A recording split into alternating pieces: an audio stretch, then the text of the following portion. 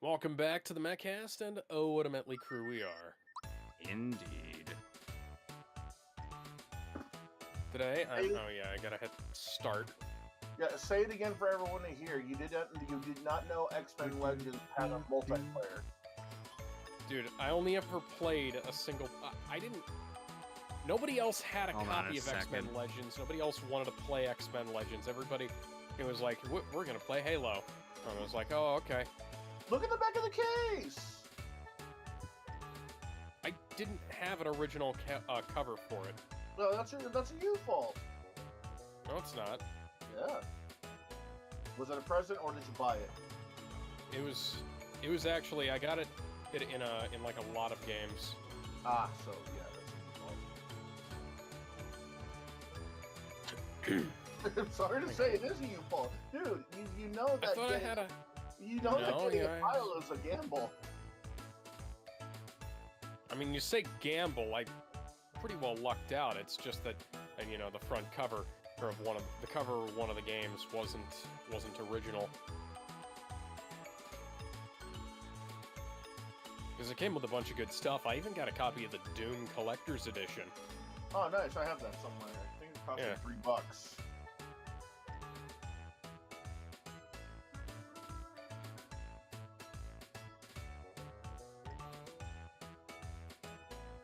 Yes, haggle.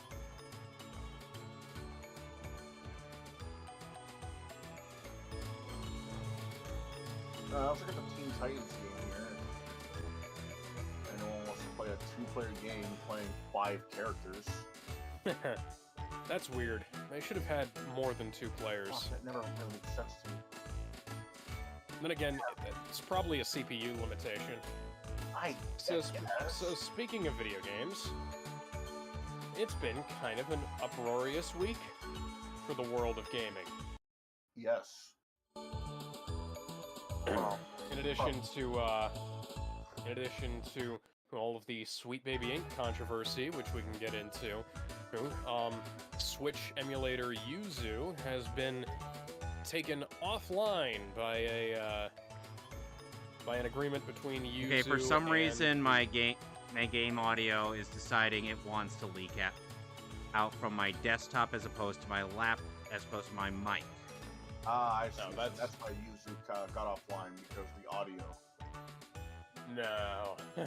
so anyways, hang on. And I'm gonna have to scroll back up here to figure out how to get back to level 6. Level 6, level 6, level Alex. 6. Goma. Alex, Alex, I need help with it. Yes, because this is a problem. Okay, so go to you're gonna wanna... So, okay. So you're gonna wanna go into... This doesn't make any sense. And so right-click on your... Thanks a lot, guys.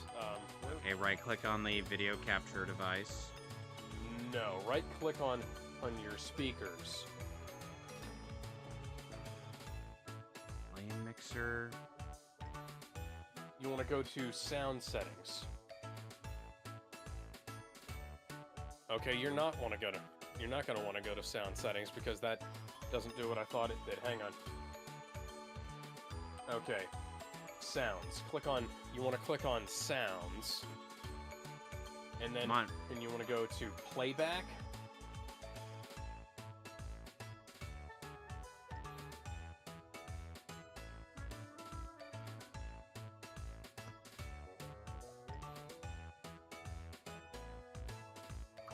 You're in playback. Where is playback? Right-click on sounds, and then you click on... Sorry, you right-click on the speaker, you click on sounds, then you click on playback.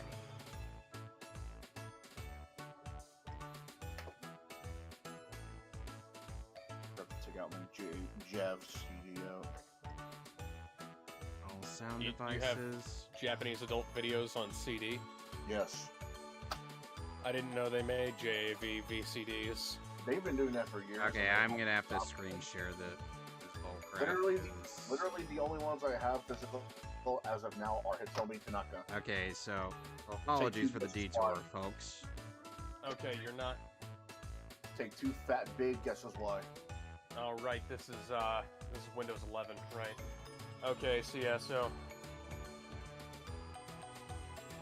Okay, so you have your default devices. Okay, so you want to go to OBS now.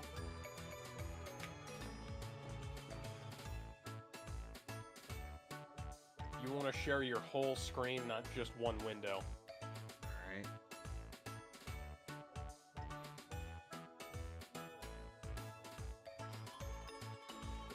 Alright. There we go. Okay, so go to Video Capture Device, click on Advanced Audio Properties. Mm-hmm. Okay, so monitor only mute output. Okay, hit close. Go to Settings. Settings. It's on the big control panel on the right.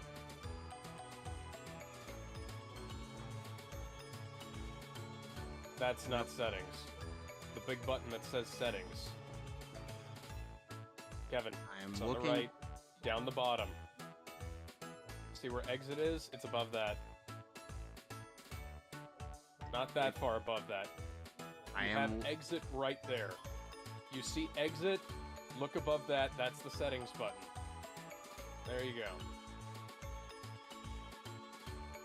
Okay. Go to Audio. Desktop Audio. Oh, okay. Desktop Audio 2. Mic Audio. Okay, go back to General. Go to Output.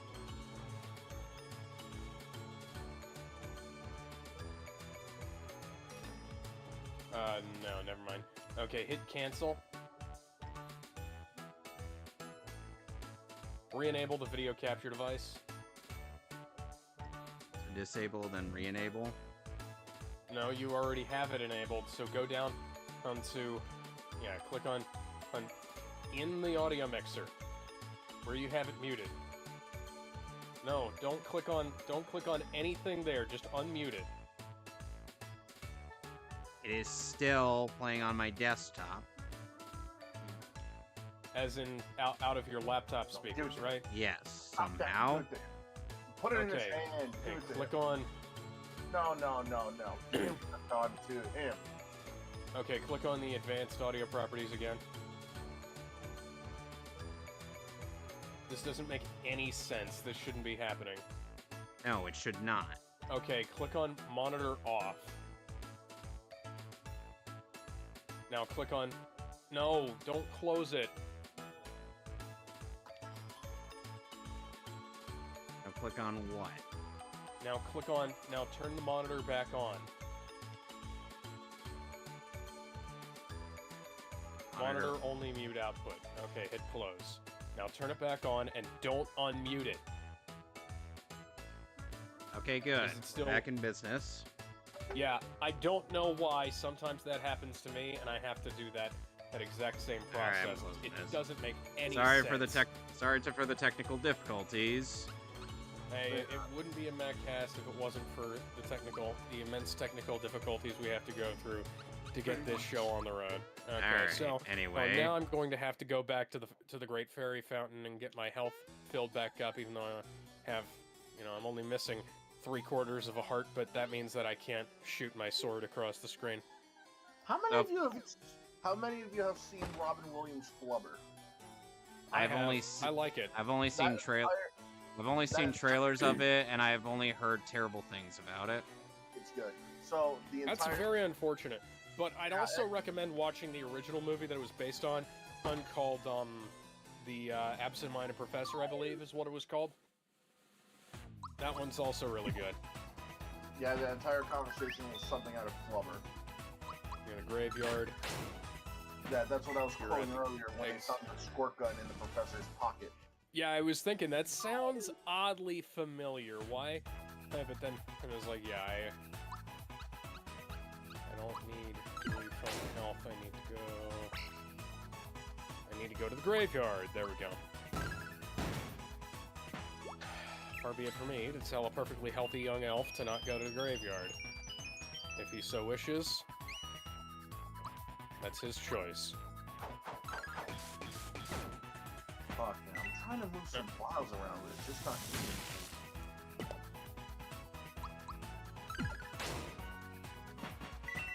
So Gizmo, when Mario RPG's remake did get announced, how did you feel about it? Okay. That was it? Huh? That was it? Just okay? And, huh? I mean, it's probably like a situation with, you know, with, Luigi's Mansion, where they announced the, remaster of the first game before they put out the sequel. Or, I actually don't remember if that's what happened. No, Luigi's Mansion got remade for the 3DS. That's not for... And Luigi's Mansion Dark Moon is going to be remastered on Switch later on. Right, that's what I mean. So... Huh? So, yeah. Well, anyways, who's been paying attention to the Sweet Baby Inc. controversy? Me! Yep. Turns out that after their involvement with Suicide Squad Kill the Justice League was unveiled, so to speak, because it can't really be... It has to be referred to in sinister terms, because, you know, you can't forget that that this is essentially just them fucking around with established IP and things like that. Yeah. No, you know, fuck around and find out. But there was this Steam curator page that was put together by going through Sweet Baby Inc.'s credits that they posted publicly to their own website and explaining that, you know, these guys were involved with this game. This seems like it should be a Great Fairy Fountain. Is it? How do I don't notice anything around here. Well, anyways, so yeah, so Sweet Baby Inc. is a, apparently some kind of narrative enhancement studio where they're basically like writers for hire meant to, quote, make writing better, or unquote. Sure. They're like a writing consultancy firm. In reality, they're essentially a social justice group that has contributed to the downfall and critical and commercial failures of a great number of games, including but not limited to Suicide Squad Kill the Justice League. I believe Starfield had some influence from Sweet Baby Inc. I mean, hell, Spider-Man 2 didn't do as well as the first game. Yeah, Spider-Man 2, for instance. Spider-Man 2 is another one of those games where the weirdest thing is that there is they sell themselves as this narrative enhancement group where they're like, you know, you're basically script doctors. We'll help fix your broken script or whatever, or make your writing better. And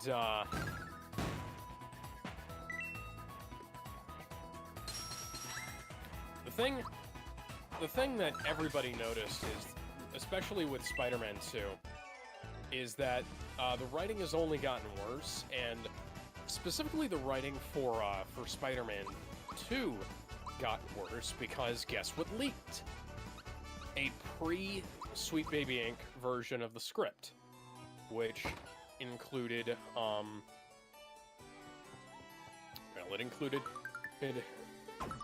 better narrative choices and a much better opening sequence, which we don't have time to get into now, but, so anyways, the Sweet Baby Inc. Huh? Give an example, though. I mean, I can't really... So, it didn't start off with this big, stupid battle with Sandman, you know? It instead had like, kind of a more down-to-earth opening sequence, and like, the ending was different as well.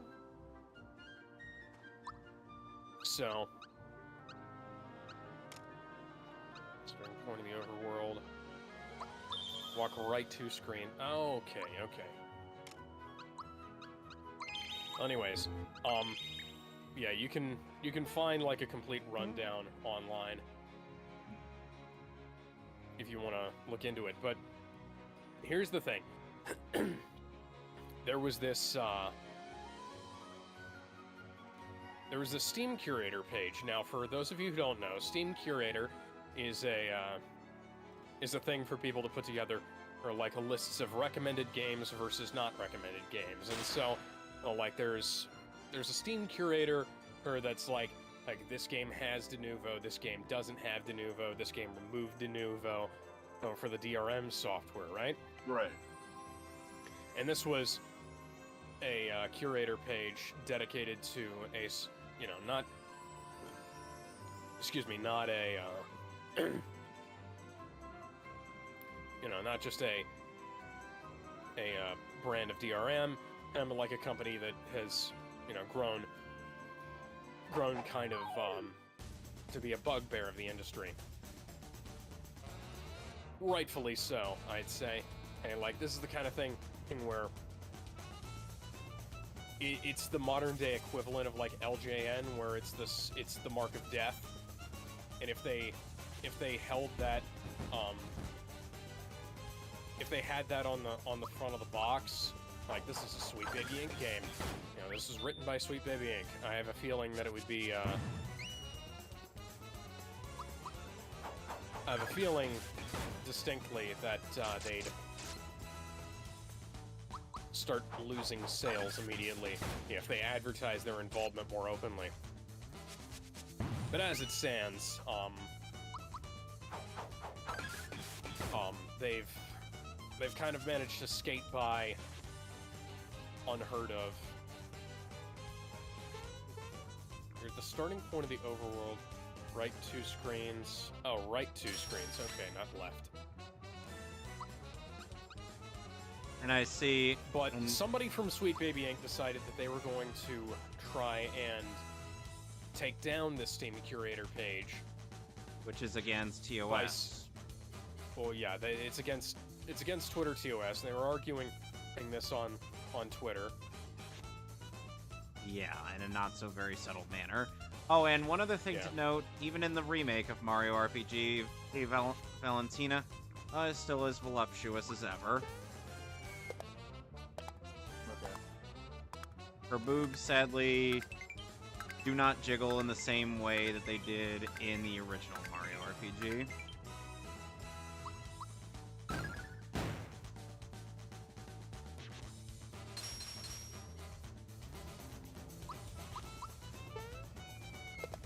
Okay. Well, anyways, they've they tried to organize a takedown of this Steam Curator page,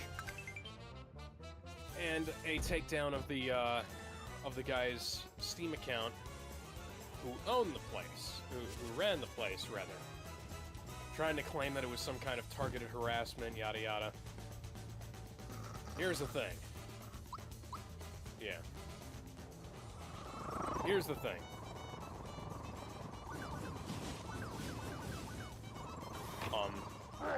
Twitter, it's against Twitter TOS, and that's just generally a scummy thing to do.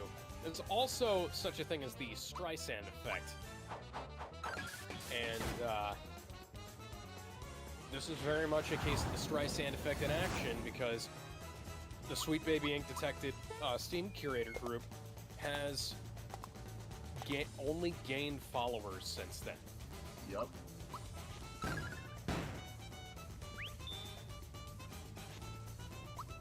So congratulations, you done fucked up, son.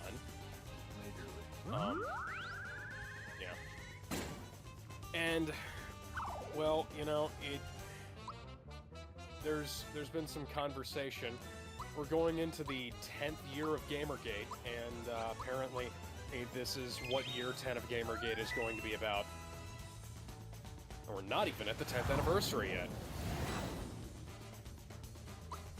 I could see this. I could see where they're coming from when they say this is practically the 10th year of Gamergate, but at the same time, what has been happening in between those years you would consider Gamergate still going? I mean, there's been a bunch of stuff. There's been Operation Torrential Downpour. There's been, not only has there been, there's been Torrential Downpour. There's been various minor controversies about games. Right, but Gamergate was supposed to be all about the ethics. Right, and journalism, and how people should stop taking bribes and sleeping around just to. Oh, right, and that's basically one of the things that's been going on here is that it's not just a matter of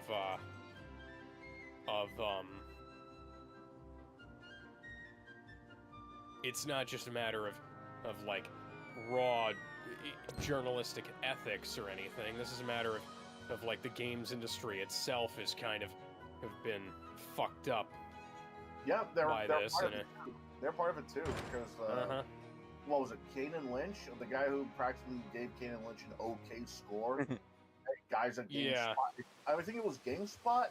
It was Jeff Gerstmann got fired from GameSpot for giving Kanan Lynch 2 Kanan Lynch 1 a lower score than Square Enix wanted it to get.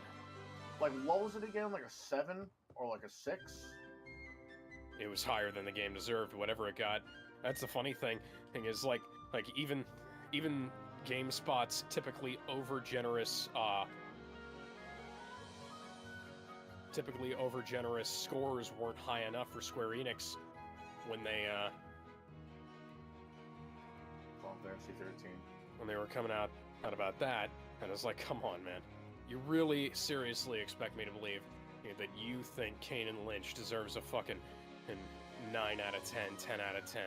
And it's like, you're paying just because you're paying for their fucking ad space on the website? Come on, Kanan Lynch was a shitty game. Kanan Lynch 2, the fact that they even made a sequel is surprising, because that game was even... Like, Kanan Lynch 2 was worse than the first one. Here's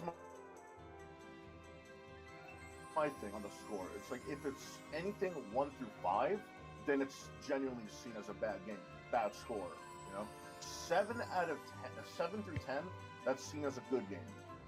A 6, I feel, is different, because 7, that means 7 through 10, that's seen as like one of the better games. It's one of the better scores out there, right? That means go pick it up right away, or when you can. 5 through 1, that's genuinely seen as a shitty game, a bad score, don't pick it up, whatever you do. 6... Oh, goddammit, it ate my shield. 6... Yeah, whatever. A 6 out of 10, I feel like it's one of those scores where it's not bad, it's not good, it's either the most okay game, or it only caters to a specific set of fans. I feel like there have been games that have been... It could also be like a case of, like, this reviewer has no clue what he's looking at. Right, but there's been rare... Like, that's been common as well. It's common, but not as common as, say, this is for the fans. This is for the people who were waiting for a game like this, that kind of thing. This is for the niche, such and such fan. Like, if you don't know what you're looking at, yeah, that's fair. That's how a lot of games are. That's just part of the... That's just part of the gaming industry. There's just going to be games where you're just like, what the fuck is this? But I think it's mostly like, if you're a fan and only a fan, pick this up. That's how I see 6 out of 10 scores. Oh yeah, by the way, speaking of OnlyFans, have you seen those ads they've been posting on Twitter with like stand-up comedy specials and anything but pornography? No. Yeah, so they've been posting ads to Twitter, advertising themselves as anything but a porn platform. Where they're like, you know, this is a place where you can connect with people directly, and you know, selling it as essentially the Subbable meets Patreon. Hilarious. Yeah, like, well, people said, you know, OnlyFans is gonna try and get out of the porn game, and people didn't believe him, and I guess this is, you know, we're seeing them reap what they sowed. I feel like OnlyFans hasn't really been... Well, I think OnlyFans gets a bad rap because it's mostly filled with porn. I feel like it wasn't supposed to be... I feel like it wasn't supposed to be that to begin with. Oh, possibly, but, you know, they've... Well, it's in the name, OnlyFans. This is for people who are only fans of certain people. Yeah. Yeah, and out of nowhere, it just gained like a bunch of people selling pictures of their dicks and pictures of their tits, saying that. Oh yeah. And then because of that, I also have to bring something up here. Have you seen John Cena's OnlyFans? I don't need. John's in character as Ricky Stenicki. I did not need to know that was a thing. Giant trolling. It is a giant trolling project. He says, here's a video of me playing with my balls, and then he's playing with ping pong balls. Okay, that's actually funny. Yeah. It's like he's fully clothed, he's not naked or anything, and he's just goofing around. Cena's a funny guy. People seem to forget that. Yeah, but unfortunately James Gunn doesn't know how to make him funny. No. Speaking of which, apparently a plot summary for Superman Legacy has been revealed. No. Alex, we can't call it Superman Legacy anymore. We have to call it. Oh, right. I forgot. Superman. It's just Superman now. Never mind the fact because that's not confusing at all. Well, not like there was a Superman. Yeah, not like there was a movie in 1977 starring Christopher Reeve, Marlon Brando, Gene Hackman, and Margot Kidder. Yeah. Oh wait. Superman? Oh.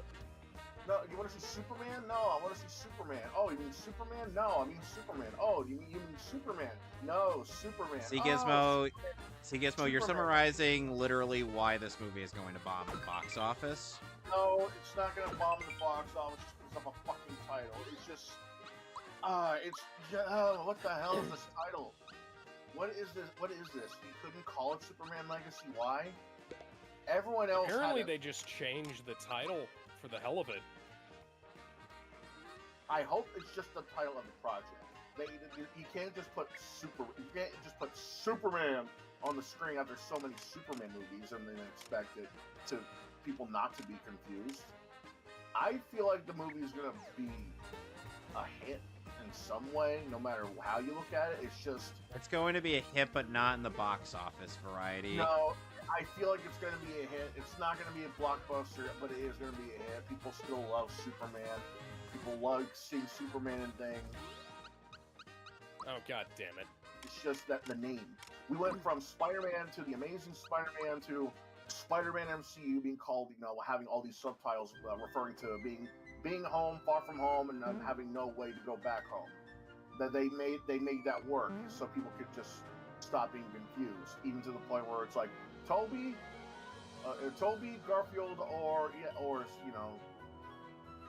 Holland. Everyone knows. Same thing with Batman. It's Batman and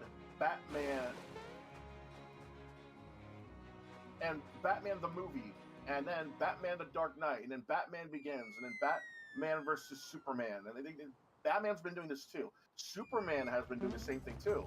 It was like, it was like Superman 1, 2, 3, and 4, and then it was Superman and Returns, Superman, and Man of Steel. Like Man of Steel was originally titled Superman the Man of Steel, like after the comic, and that's kind of understandable. But so, real quick, we got to get into the plot summary real quick. Apparently, Lex Luthor is going to be manipulating other superheroes, who would go on to form the Justice League, into fighting working an early Superman, and congratulations, you've just remade Batman v Superman with extra steps and more heroes. Yeah, but you see what I'm getting at. Well, no, you know, I understand what you're saying, but, like, get what I'm saying, too. It's like, hey, we're remaking Batman v Superman with extra steps and more heroes, you know? Like right. They said, BVS was overbloated. Yeah, this thing has, like, an entire Justice League's worth of people in it. Right, but that's just the movie, though. Like, going back to the titles, it's just... I wouldn't be surprised if they changed titles again, to be honest. I wouldn't be surprised either, but currently, I really, for their sake, I hope they change it again, because people are going to get confused. Oh, we're going to release Superman. Oh, so a re-release of the Superman the movie? Superman Man of Steel? Superman Brainiac Returns? Like, what do you mean you're going to release Superman? You know, it's just, you can't just name it Superman and have people not confused. This is Final Destination all over again. It's also, and not to mention, they not only have Superman as the title, they have the fucking Kingdom Come logo. That's even more confusing because Kingdom Come is an entirely different story, and that's an entirely different Superman. Yeah. He's old, man. Superman Kingdom Come is supposed to be a very much older, very, like, a very not down to earth. Well, like, kind of grounded. Yeah, there you go. Well, I can't say grounded either. That he's still got Superman and Wonder Woman going around. And Kingdom Come, Green Lantern, Jesus Christ, don't get me started. Now, yeah, for those of you who are wondering, go read Kingdom Come. It's pretty good. Art by Alex Ross, written by Mark Waid before he stopped writing good things. Batman was a Chad in the last chapter. Steak, well done. You don't mean the super duper dog? Steak, well done. Keep in mind, it's better than it sounds, because everything else was superhero name. I want the Wonder Woman combo. Fuck off. Oh, we'll go back to this. Superman Kingdom Come? Come on now. Too late. You got all these other superhero or Superman stories to tell. Why straight to Kingdom Come? because you need to also... And here's the thing. Even if they're not telling the Kingdom Come story, this is just a superficial aspect. Like, they're not even... It's just key jangling at that point. Yeah. Because they're in a no-win scenario here, because they picked a logo, they picked out a logo that has very specific ties to very specific things, and they're essentially not using it for what it's meant for. And, like, you can make it work, but it's, you know, at some point, you're just working off of a logo. You're doing this to differentiate yourself from Zack Snyder. You're doing it to differentiate yourself from the CW shows, from Superman and Lois. You're doing it to differentiate yourself from Superman Returns, from Smallville, you know?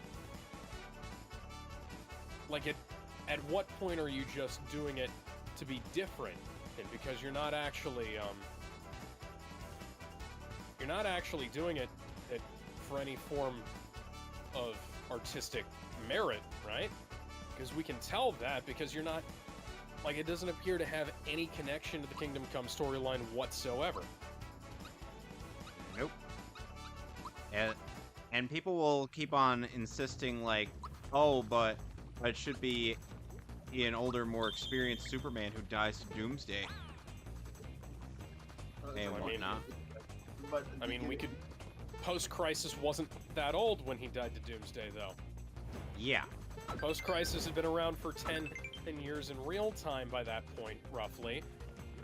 Which means that he'd been around for, like, what, 3 years in universe? Yeah. So in case you were wondering what I was doing earlier, or with why, I was just repeatedly jumping on an enemy that I couldn't damage, it's to get an item. Right? It's to get an item in Monstro Town. Essentially, if you do 100, or if you time your jump so well with super jump to the point where you get 100 and jumps, you get a better prize. To which I'm like, you're expecting a lot out of me, game.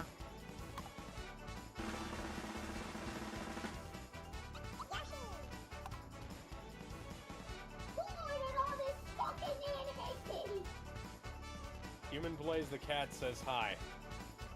Yeah.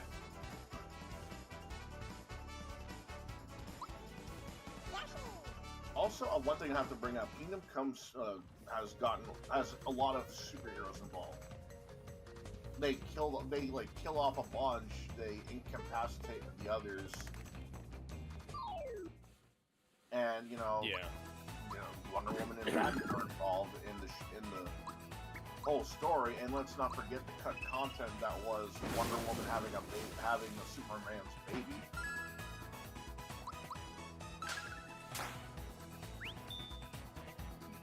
What do you think they're gonna do with that?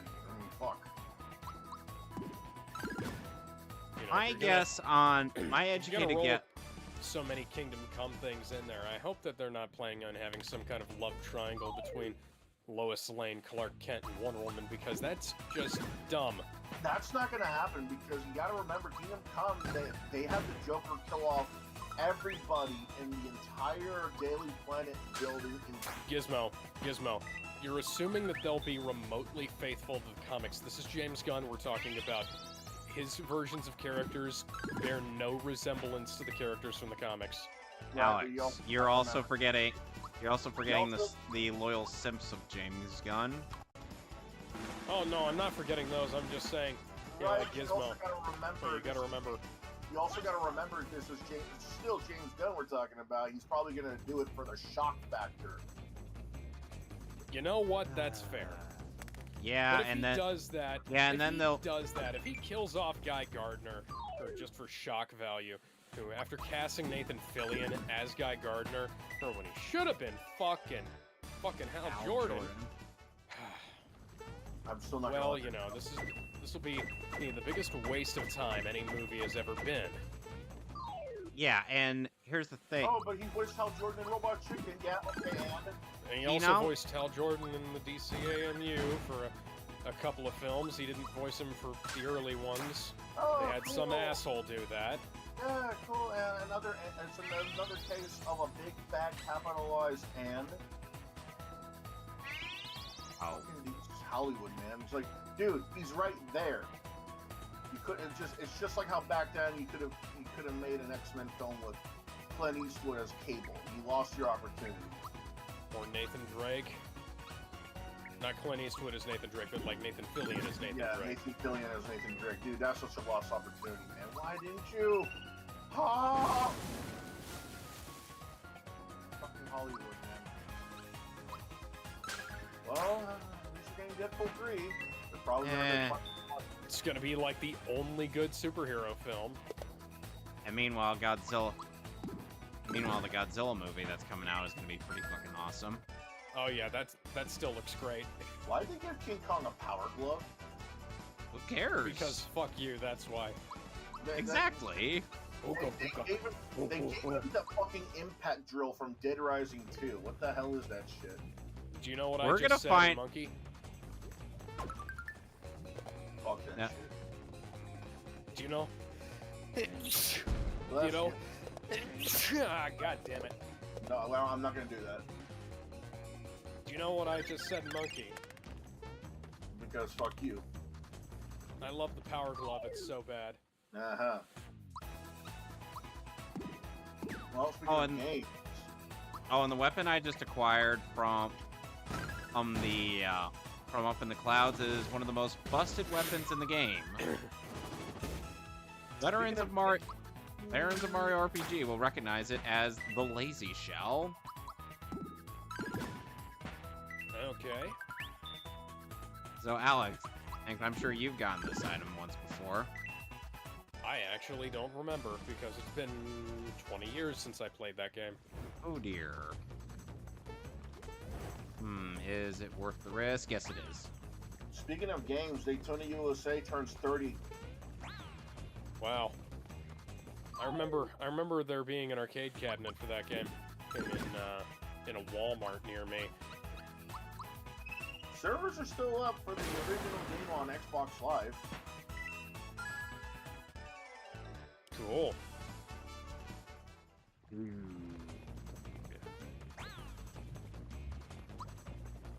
By the way, Giz. No. By the way, Gizmo, every so often, whenever I'm just thinking of certain things, I just end up being like, what would Gizmo say in this situation? Would he either say dude or girl damn? In regards to like either seeing like someone who's really sexy and whatnot, not on the latter. Because honestly, it's like I for some reason end up just imagining your commentary on certain parts of stuff we do, even when you're not there. Keep me out of your head, you nasty bitch. No. The answer is no, Mr. Smith. So there's been a poll going around of people asking what are the best games that Rare have published. I think this is interesting because I don't think any of us really know how many games they've actually were in charge of. Yeah, because Rare has done a bunch of stuff over the years. They develop, they publish, but they also develop. People forget that companies don't just do one thing. Yep. And like I said, the poll has been going around and asking people what do they think the best Rare games are. And the bottom of the barrel, the first game to come up is number 86, Taboo, The Sixth Sense on NES. Oh, Wow. Yeah. People forget that Rare is a really old company. Mm-hmm. And people forget that the NES had some stinkers that were not of LJN. This was This was solely not a game, but just a cartridge with programs that would basically, fortune tell, from like reading the palms to well, that doesn't do that, but like this game is known for tarot card reading by itself, and then drawing a card out of nowhere. You played the game, or did you? Because it's not. Fuck no, I didn't. Yeah, because I probably have it somewhere. Next up, Hollywood Squares. Who cares? Indeed. It's Hollywood Squares. You're a square if you like Hollywood Squares. Sesame Street ABC on NES. Sesame Street 1, 2, 3 on NES. X the Ball in arcade. Don't ask me how to play it. It looks fucking weird. Jeopardy Junior Edition on NES. And lastly, Connect Sports Rivals on Xbox One, taking 80th place. I remember Connect Sports Rivals. I do too. Please take my memory away. And then we go on to the 70 marker, 79, Beetlejuice on NES. We just watched Beetlejuice, actually. I really wish the game had some fanfare. Oh, not from the buyers. 78, Anticipation on NES. Also, I think you know it more for the cover art with people overly excited at looking at you. Don't look it up. Double Dare on NES. Nickelodeon's Double Dare. I distinctly remember seeing footage of Aaron Hansen and JonTron on playing in Double Dare, and Aaron getting butthurt over the fact that JonTron was able to figure out how the game works compared to him. I could somehow see JonTron actually getting the real guy to play with him. Wow. 70. Well, this was an actual game. Like I said, it was an actual Game Grumps thing. 76, A Nightmare on Elm Street. It's not as bad as people say it is. It's got problems, but I played through the whole damn thing on stream. I can tell you right now, the problems it has is enemy variety and the lack of one-ups. 75, Wheel of Fortune on NES. 74, Beetlejuice on Game Boy. 73, Connect Sports Season 2. Ha ha ha! Kill me. Somewhere I have this game. 72, Time Lord on NES. 71, WWF WrestleMania on NES. And number 70, High Speed on NES. Now we're on to the 60s. Saber Wolf.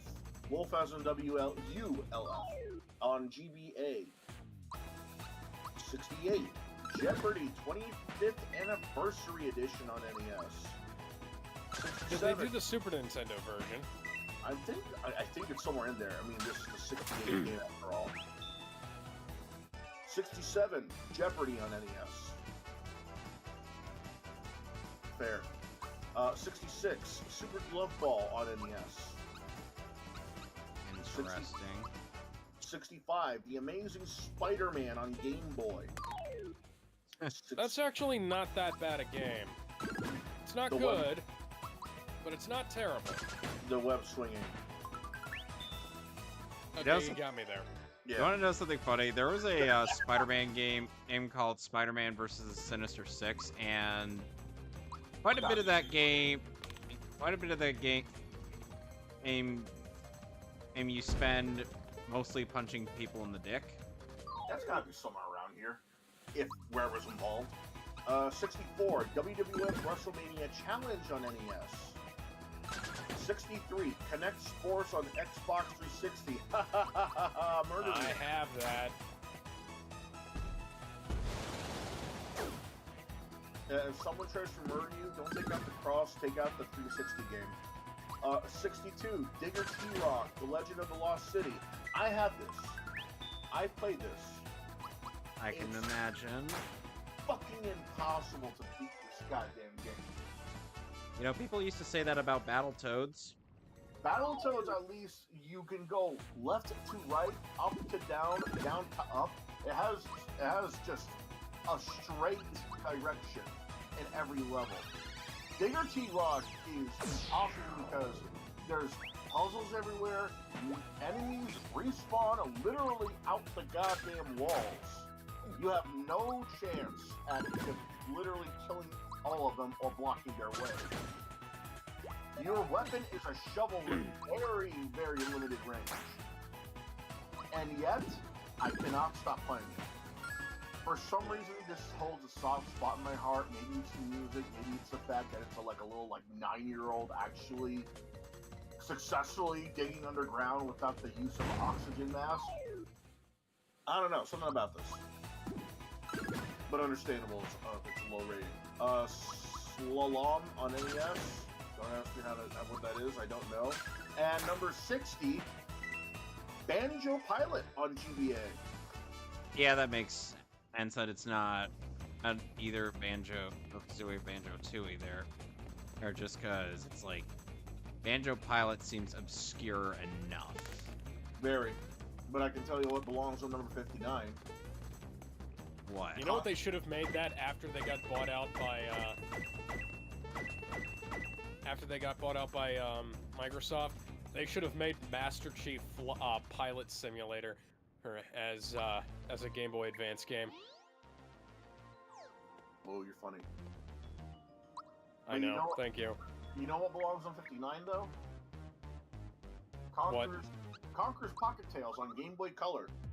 Oh yeah. That game was shit. I forgot about that game. It was boring. 58, Iron Sword, Wizards and Warriors 2, with Fabio on the cover. 57, Killer Instinct on Game Boy. It's not bad, but I can totally understand why it's up there, or, you know, down there. 56, Jetpack Refueled on Xbox Live, specifically Xbox Live. 55, it's Mr. Pants on GBA. I don't know what that is either. 54, Wizards and Warriors X, The Fortress of Fear on Game Boy. 53, WWF Superstars on Game Boy. 52, Grabbed by the Ghoulies on Xbox. I think I have that somewhere. Oh no, that's digital. It does not look that bad. 51, Cameo, Elements of Power on Xbox 360. Oh yeah, Cameo. I have this. I played it for a bit. It is not as bad as people thought it was. Number 50, Perfect Dark Zero on Xbox 360. Perfect Dark Zero deserves to be a little bit higher than that. Yeah, it's not as bad as people think from what I've played. The aiming could use some work, but that's about it. I'd probably see more if I played it more. And now we're on to 49. Perfect Dark on Game Boy Color. Above the 360 game? You know, I liked Perfect Dark on Game Boy Color, and I wouldn't put it that high. Yeah, that's weird. 48, Banjo-Kazooie Nuts and Bolts on Xbox 360. Yeah, that makes sense. I was almost gonna say Banjo-Kazooie. A what? But then you said Nuts and Bolts, and I'm like, yeah, okay, that's fair. 47, Battletoads and Ragnarok's World on Game Boy. What? Yeah, Battletoads have had a couple games on Game Boy. Yeah, you forget that. 46, Wizards and Warriors 3, Kurtos, Visions of Power on NES. 45, Battletoads and Double Dragon on specifically the NES version. 44, Championship Pro-Am, MD. What? 43, Ken Griffey's Jr.'s Winning Run on Super Nintendo. Ah, there it is, the Super Nintendo version. Super Nintendo games. You put a baseball game here? Higher up? You put it above Perfect Dark and Perfect Dark Zero. You put in a fucking baseball simulator above a game where you shoot fucking aliens. 42, Sneaky Snake on Game Boy. Oh, so that's what the sequel's about, okay. 41, Captain Skyhawk on NES. 40, Battletoads and Battle Maniacs on Super Nintendo. Yep, that belongs up there. Here's Cap. Number 39, Mickey's Racing Adventure on Game Boy Color. 38, Battletoads on NES. It should be higher. It should. 37, Wizards and Warriors on NES. Fucking what? 36, Battletoads on Game Boy. You put the Game Boy version above the NES version and the Super Nintendo version? Come the fuck on, guys. 35, Viva Pinata Trouble in Paradise on Xbox 360. People Pinata? It's a good Are game. these guys on meth? But above Perfect Dark Zero, seriously? Yeah, I'm still a little peeved on that. 34, Cobra Triangle on NES. Really? Above everything else? Number 33, Banjo-Kazooie Grunty's Revenge on GBA. Sure. Number 32, Super RC Pro-Am on Game Boy. Above the NES version? 31, Mickey Speedway USA on N64. 30, Conquer Live and Reloaded on Xbox. Okay, we're Above getting Perfect Dark Zero. we're getting there. We're getting there. 29 Viva Pinata Pocket Paradise on DS. Above the original Viva Pinata. Yeah, that's cap. 28 Monster Max on Game Boy. Okay, I would agree with you if not for the fact nobody knows who the fuck that is. 27 Snake Rattle and Roll on NES. Put that on 30, not 27. It's a good game. I played it, have it. It's so fucking frustrating though. It's one of those games where it's like diagonally up goes up and like down goes diagonally down, that kind of shit. Yeah. Super Battletoads on arcade. Okay. You know what? Yeah, okay. That one above all the rest of them, sure. I'd buy that. I'll buy that. Diddy Kong Racing on DS. The DS version? The DS version isn't really all that bad. It's just kind of, eh. Still. It's alright. Not as good as the original. 24 Star Fox Adventures on GameCube.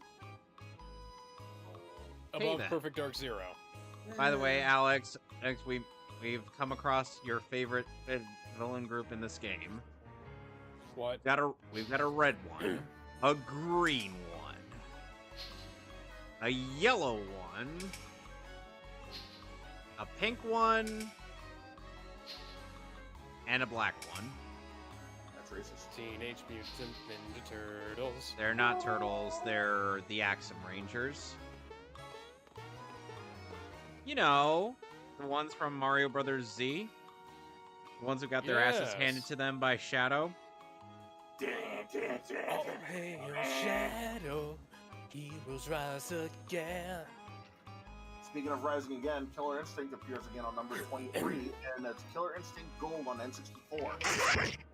Ow, what the fuck was that? Oh, my headphones dropped. 22 Donkey Kong Land on Game Boy. Okay. 21. That's not better than Perfect Dark Zero. Or is it better than 21. Battletoads? Maybe in the minority, but I like Perfect Dark Zero, and 21 Killer Instinct on Super Nintendo. 20 okay. RC Pro Am on NES. Okay, above the Game Boy version. 19 Jet Force Gemini on Above N64. fucking Killer Instinct, though. Oh, I played a bit of Jet Force Gemini. It's actually pretty good. 18 No. The original Viva Pinata on Xbox 360. Above this, there's sure. 17 Donkey Kong Land 3 on Game Boy. 16 RC Pro Am 2 on NES. 15 Blast Core on N64. Okay, Donkey Kong 64 on N64 is on number 14. Fuck the bugs though, man. I keep forgetting. 13. Oh, we're getting at the top 10s now. 13 Donkey Kong Land 2 on Game Boy. 12 Sea of Thieves on Xbox One. Sea of Thieves is not that good. It's good. I like it. It's not good. It's not good enough to put it above Perfect Dark Zero or Jet Force Gemini or Killer Instinct. You would have. Have you played it? Granted, I haven't played a lot of it, but I played a lot of it. like I wouldn't put it above fucking Perfect Dark Zero or Perfect Dark. Or just I- flat out, I'm not putting it above Perfect Dark. There's a clear bias, but I actually understand the bias and played that one a lot more, and I get it. Yeah. Yeah, I get it, man. 11 Solar Jetman on NES. Now we're in the top 10. Number 10, Donkey Kong Country 3, Dixie Kong's Double Trouble on Super Nintendo. Number 9, Conker's Bad Fur Day on Nintendo 64.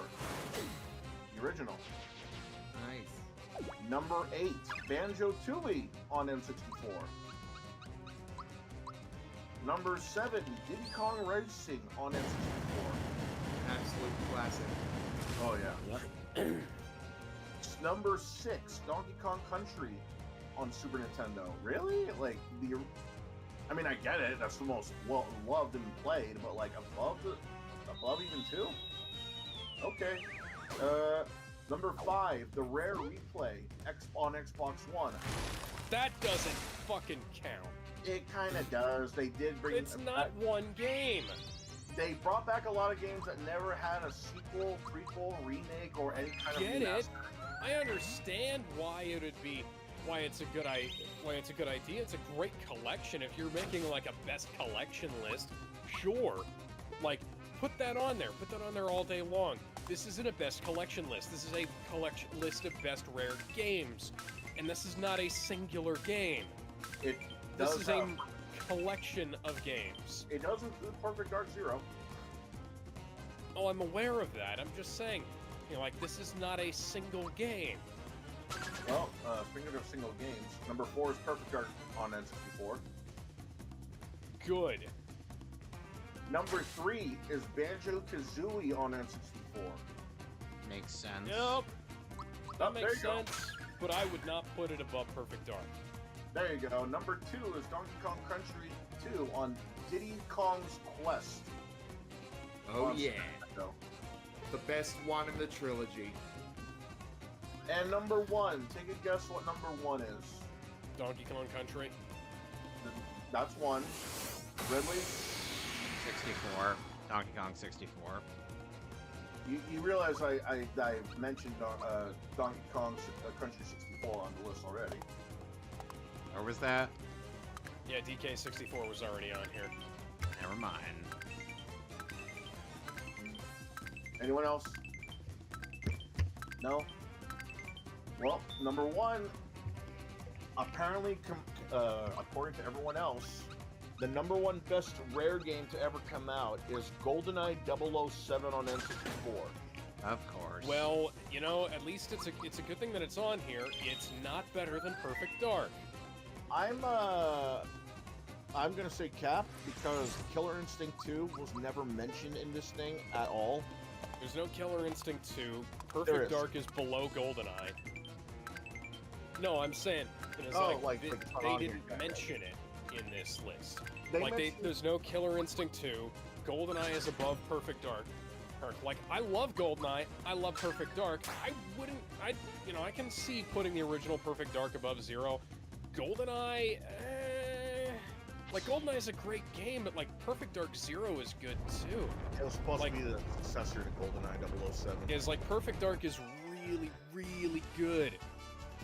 Oh, that's lame. The game gives me 17 experience for beating 5 bosses.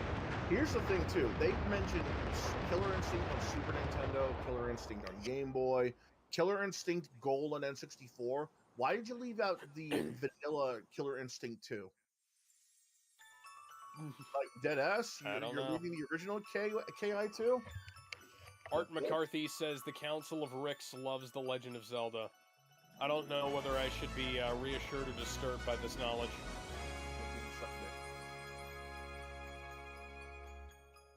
You know what else sucks dick? Japanese retro arcade that took 10 years to build is burnt to the ground. Oh, that's stupid. I hope the person who did that gets the death penalty, like the person who burned KyoAni to the ground gets the death penalty. So far, they haven't found out. Because arson is fucked up, if you didn't know that. Excuse me. Unfortunately, they haven't figured out if this was on purpose or if this was accidental, because nobody was there. It had cabinet. Well, at least nobody died. Right, but okay, I'm glad that nobody died. I'm glad nobody was there to get caught in the crossfire, you know, pun not intended.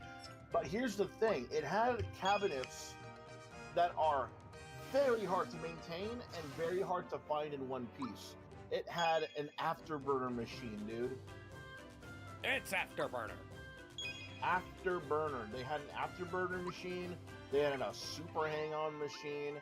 They had a cruising machine. Dude, these are rare machines that you will not find in one piece most of the time. most of the time they're just like in pieces. They had an outrun machine too. They had framed posters, framed magazines, framed everything. They had toys on display. They had like shit on display for people to look at. They had a Sega arcade, well, a Sega claw machine, and it all burnt down after 10 years of building the damn thing. And he cannot do anything about it. He I hope the shit was insured.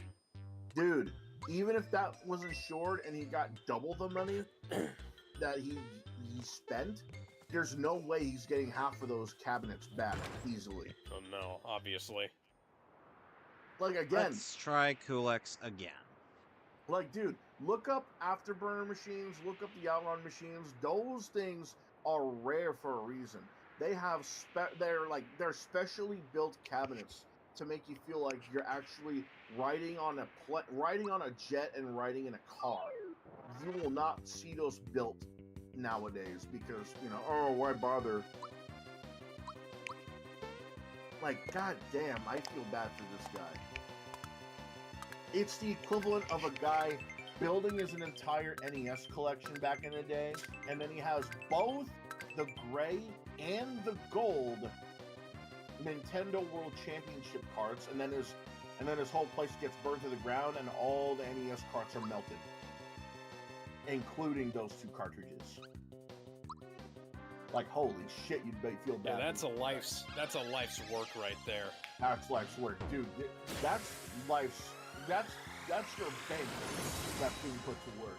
He put his life on this arcade, and it burnt to the ground to the point where it literally burnt the entire building to the ground. It literally burnt the entire building to the ground. It's nothing but rubble now. Oh my god. What do people like this have to gain? Nothing. I mean, that is assuming that it was done on purpose. It could very well have been done, and as a complete accident. There could have been a wiring issue. There could have been some kind of Yeah, they said that the fire spread to the other roof. problem. They said that the fire spread to the roof. I feel like someone like intentionally tossed like a match or something. If it spread to the roof, then that's... Because if it was, like, inside the building, it could have been, like, an electrical issue, like there was a short or a power supply that fucked up, because it is old electronics and whatnot. But if it spread from the roof, I'm thinking that it either has to be some kind of issue with the building itself, or somebody who was just being negligent, if it wasn't on purpose, you know? Right. I don't know, man. I feel like someone intentionally... Yeah. Well, anyways, yeah, speaking of gaming, there's been some conversations about, like, what is the center point of the industry? Who does the industry revolve around? And there's this guy on YouTube, his handle on there is Pirate Software, and his real name is Thor. I don't remember what his last name is, but Thor was answering questions on his Twitch stream. And he was talking about how, you know, he was explaining, like, the heart of the video game industry is us, the players. Like, if the people who make the games aren't making games that people want to play, there's nothing. There's no industry. There's no money. Like, you're getting people to part with their money for something that they would enjoy, right? Right. And if you're not making something that they want to play, you're not making money. And this is something that, like, I was going to bring up earlier with the Sweet Baby Inc. stuff, where, you know, you can't just say, you gotta buy this. It's just not going to happen. People aren't going to buy games that they don't want to play. One of the big things that you know, Reggie Fils-Aimé said was, if it's not fun, why bother? And then, you know, Naughty Dog said, well, we don't talk about fun around here. Gee, I wonder... Successful. Is it Naughty Dog or Nintendo? And I have a feeling Nintendo Nintendo has sold a lot more games that cost a lot less money. Yep.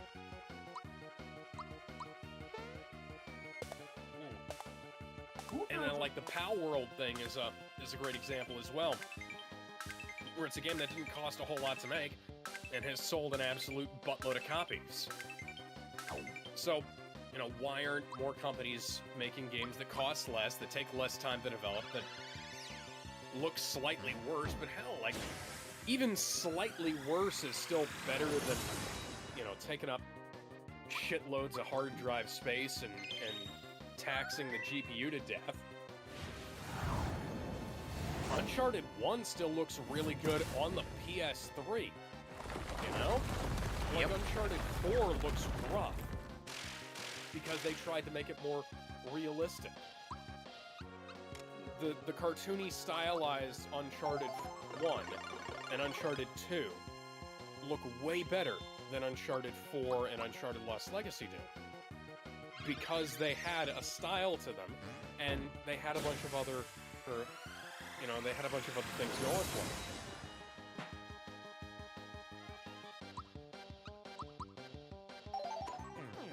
One of the things that they did with the original Uncharted games was that they'd think about, you know, here's what we can do in terms of gameplay, let's write the story around that. And there was some jank in the original Uncharted stories, but at the same time, guess which Uncharted games people actually want to go back and play? Is it Uncharted 4? No, it's Uncharted 1, 2, and sometimes 3 if you're feeling a little bit adventurous. Like, Uncharted 4 is a game that was centered around, here's what story we're putting the gamer through first, versus here's what gameplay we came up with. Yeah. When you stop putting the gameplay first in your video game, that's where the problems start. This is why Nintendo is so popular with all ages. They put the gameplay first. No matter how simplistic it might be, the gameplay is always first. The gameplay is the first thing that everybody gets involved with. You have like a quick little, hey, how you doing? And for the cutscenes, like, here's a quick little setup for what's going on, and then everything else, we go from there. It's not that difficult. It's almost like they wrote the book on doing this 25 years ago. Yep. I don't know what the point of those statues is. Maybe they're to menace you, Alex. I know they're there to menace me. I just don't know why.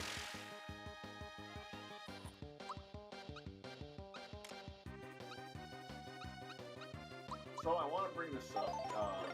We've all had fan theories on who would play who when it came to movies based on something, adaptations of comic books, video games, and so on.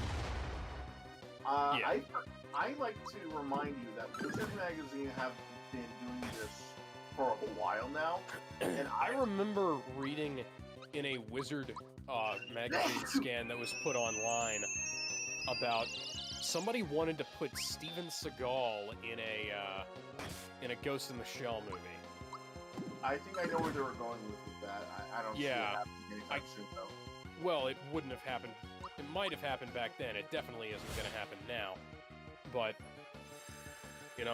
they just wanted to cast him as one of the supporting characters. Okay, yeah, maybe it would have worked, considering he's like trying to be all philosophical and shit, while with trying to make one of his movies death-free or whatever the fuck. Like, I don't want to kill the people. It's like, dude, you're in an action movie. Fuck off. Anyway, Wizard Magazine, like I said, they've been doing that for quite a while when they were still in print. And one of the fan castings they've done was X-Men. I'm gonna read off some casting decisions and see if they aged well at all, see it happen, or whatever other thoughts you might have. Gambit, they saw him being played as a young Jean-Claude Van Damme back in the day. You know what? That makes sense, because nobody can place Jean-Claude Van Damme's accent. He's been cast as Cajuns in the past. Yeah, I totally agree. His accent, I could totally see him doing Remy's accent like throughout the entire movie. Jean Grey, Nicole Kidman. You know, I could see that if it wasn't for the fact that Famke Janssen was already really good in the role, I could see her doing like an older Jean Grey right now. Right. Psylocke, Tia Carrera. You're gonna have to remind me who Tia Carrera is. Wayne's girlfriend from Wayne's World.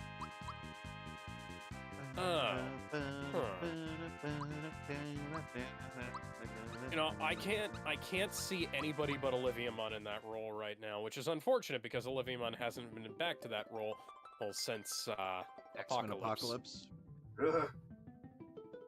She was was a good really movie. good casting choice based on that movie. Barely did a thing in there. I know. That's kind of the problem. Now, normally in Mario RPG, that would be the last we'd see of Kulex, but because of this thing known as bonus content, he'll be back again. I'll be back. Storm. Who would play Storm? Mrs. David Bowie. Excuse you? David Bowie's wife, I guess. Why David Bowie's wife? Because black. Hang on. Who? I'm looking at the scan. Storm would be portrayed by actress Mrs. David Bowie, supermodel Iman Laman Muy Caliente. Oh. No. Iman Mohammed Abdul Majid. No, I don't see it. Are we sure they're not in relation to Muhammad Abdul? Married to David Bowie from 1992 to his death. She's not an actress. She's a model. Yeah, because she's mostly been in like bit roles as like model characters. Yeah. There's like. Yeah. Let me see here. Doesn't have that sharp gaze that Storm has. No. So I'm guessing we. The only prefer thing I Halle remember. Berry. The only thing I can remember that she was in was Star Trek VI: The Undiscovered Country, and I'm looking through the cast list here, and I'm not.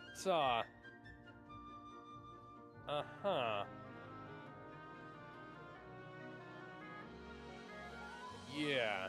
Okay. I still don't see it. Oh, she was the shapeshifter character. Okay, you know what? I can see it. Have you seen Star Trek VI? I'm looking at her photo, man. I still don't see it. She looks too soft to me. Star Trek VI, I could definitely see her doing that, because Star Trek VI, she was a sort of a femme fatale character. Well, I haven't seen that, so I can't really say anything on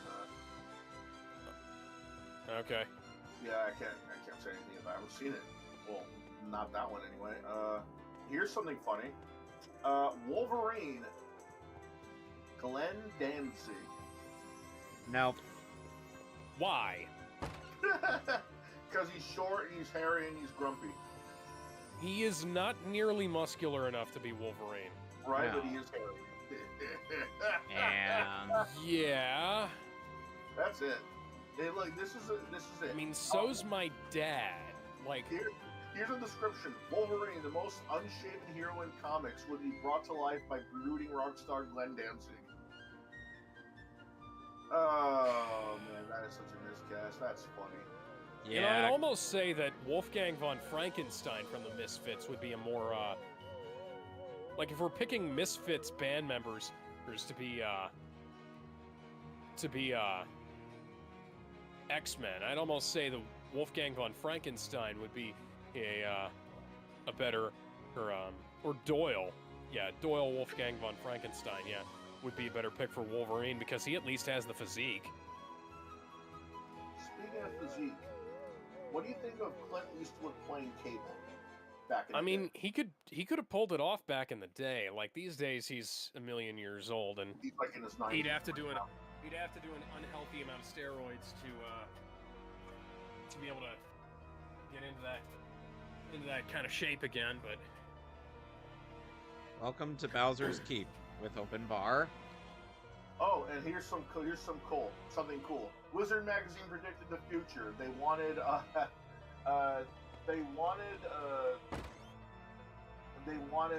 take a guess on who they wanted to play as Professor Xavier.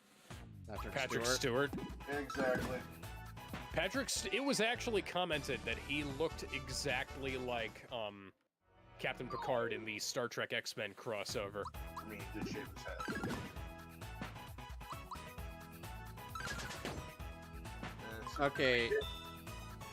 Okay, so Gizmo, how did you feel about James McAvoy as Charles Xavier? Young Charles Xavier, he does a really good job. There was a funny bit in the bloopers for X-Men Days of Future Past where Patrick Stewart's like, I was a very different person back in 1973. I looked like James McAvoy. And I was like, That's fucking funny. I feel like that might have been I have to imagine that Stewart had met McAvoy after the fact that they were going to be working together in the movie, and I'm sure they hit it off pretty well. Speaking of Star Trek, I can imagine they'd get together well. they wanted another Star Trek guy to play another X-Men. Michael Dorn? Michael Dorn? Is that it? Yeah, that is. Yeah, They that's want his him name. as Beast? Yeah, Michael Dorn. They wanted him to play as Bishop. Bishop. You know what? Michael Dorn would have been a really good Bishop. I mean, the guy we got as Bishop in Days of Future Past was pretty good. Take Yeah. a guess who they wanted to play as Colossus. Time's Who? up. Lundgren. Dolph one. You know what? That makes sense. That makes Yeah, a ton of- Yeah, that actually does make a lot of sense. Just dye his hair like black, and then there you go. He's Colossus. He's basically real-life Colossus anyways. Right? You know, the weird thing is that people kind of downplay Colossus somewhat in various forms of media, and I'm like, Yeah. they kind of make him into a bit of a joke. Okay, especially in the Deadpool movies, to which I'm like, No, he's not a joke in the movie. He plays off with a straight guy. yeah, but I'm more, Which is not how he's played in the Ultimate Universe. He's played as a straight-laced gay guy. In the Ultimate Universe? Yeah. No, that's not how I remember it. oh, the He thing was gay is in the Ultimate Universe, so that they could make. I thought he was only gay for Wolverine, not just gay. well, here's No, the thing is so, that Kitty Pryde had an unrequited crush on him, Oh, and right. yeah, He was gay, yeah. I don't remember. Okay. yeah, That was weird. and they did that so that they could add her to Ultimate Peter Parker's harem. Okay, you know what? I'm a be hot take. I actually enjoyed the Kitty Pryde returning. it's fair. You didn't have to make Colossus gay to accomplish that. Yeah. No. And honestly, it's not even that bad of a pairing, but like we have other love interests for these characters, guys. There's a lot of X-Men to choose from. Hell, there's a lot of Marvel characters to choose from that could have played Colossus. Squirrel Girl, Captain Marvel, which was good. The unstoppable Squirrel Girl- Squirrel Girl meets the immovable object. Dazzler, fucking, She- like, Squirrel Girl then proceeds to defeat the immovable object because she's fucking Squirrel Girl. Scarlet Witch before she dated the fucking Vision. Mary Jane. Scarlet Witch before Scarlet Witch before she started fucking her brother. Remember, that is in the Ultimate Universe. We're talking about the Ultimate Universe here. Ha! And Wolverine watched. No. Wolverine was asked to videotape it. Bruh, he still watched. Yeah, I know. He watched while videotaping it. Yes. Hey, Damon, you got anything to add to this? Not really. Not Woody. He's thought about how the fuck Wolverine's gonna watch two siblings smash. Listen, Wolverine is like 1,000,000 years old. He's probably seen weirder.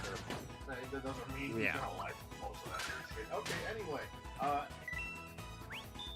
Last casting decision they thought would have been cool was Michael Biehn, who was known also Michael as Biehn.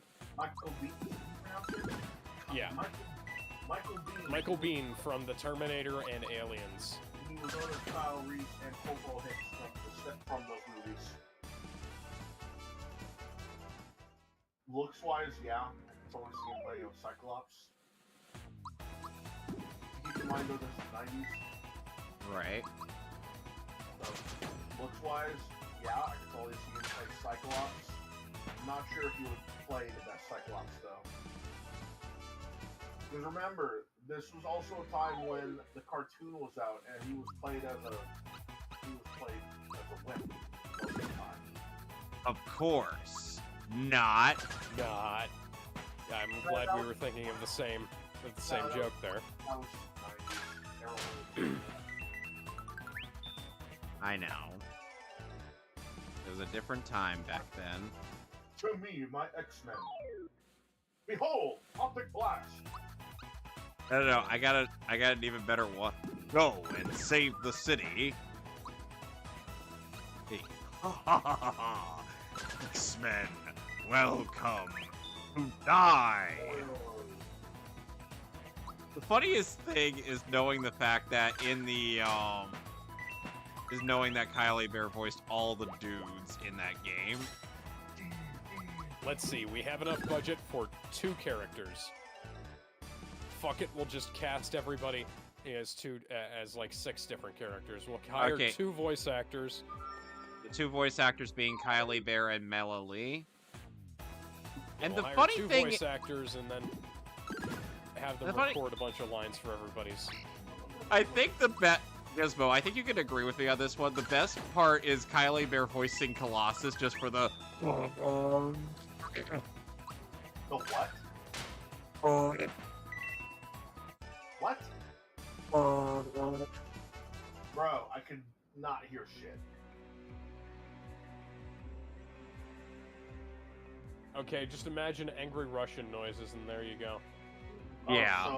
So you mean, Yeah, that. You know what it sounded like to me? No, it didn't sound nearly that loud. No, that's what you was thinking. I don't know why you were thinking that. No, I wasn't thinking it. I literally, all I heard from you was... It wasn't nearly that loud, Gizmo. I think he might have had my volume turned. Yeah. And turned up a bit too loud. Getting that volume turned up. But yeah, it's like... So... Oh, that... sound is essentially the sound that Colossus makes when he's doing his special attack move in the X-Men arcade game.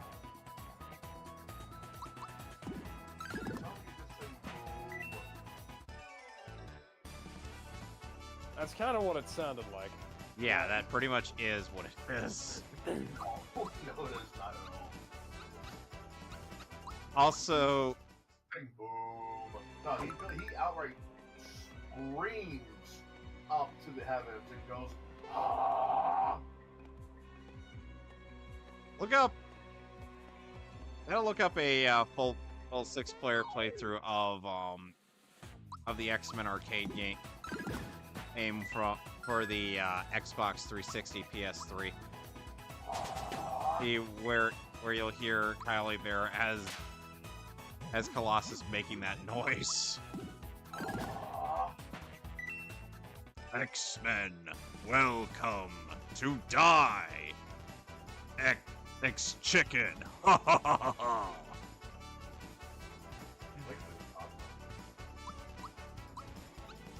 I don't know why they put in goddamn Dazzler in that game and Jean Grey or literally Dazzler was a pretty popular character back fucking in the 90s. Psylocke would have been preferable as the other female in that game.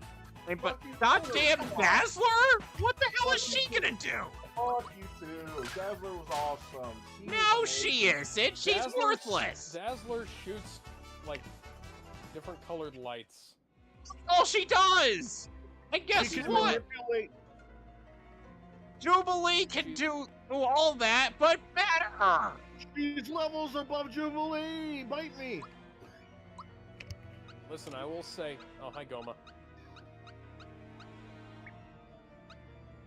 Hey, Sonic, how you doing? Come on, Goma. Okay, there are 6 doors. Of the 6 doors, 2 open and onto action courses. You can handle a lot of action, right? I got you, Chris. I'll be right back. Okay. 2 others will lead you to battle courses. You can fight, right? The last 2 open onto puzzles. No sweat for a great puzzle solver like you, right? Thing is, I only need to go through 4 of these. Oh, in the comments section for Zelda Dungeons walkthrough for this game. Ah, crap, I get it. Wanahakalugi says, I take it back, give me an army of blue dark nuts to take on if I never get to see blue and orange KKK members again. Mix them in with bubbles and likes and you're in for a world of hurt. Yes. Yes, this dungeon is not exactly, easy.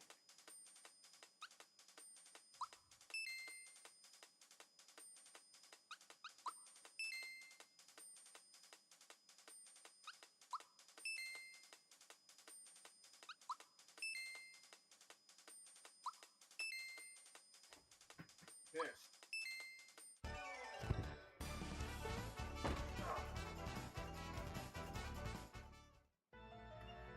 Oh, since we're live, I think it'd be best to say the writing contest has been moved to April 13th instead of February as it was originally planned. I think it has to do with I know I'll trying to fix the website, purchase a new domain for the website.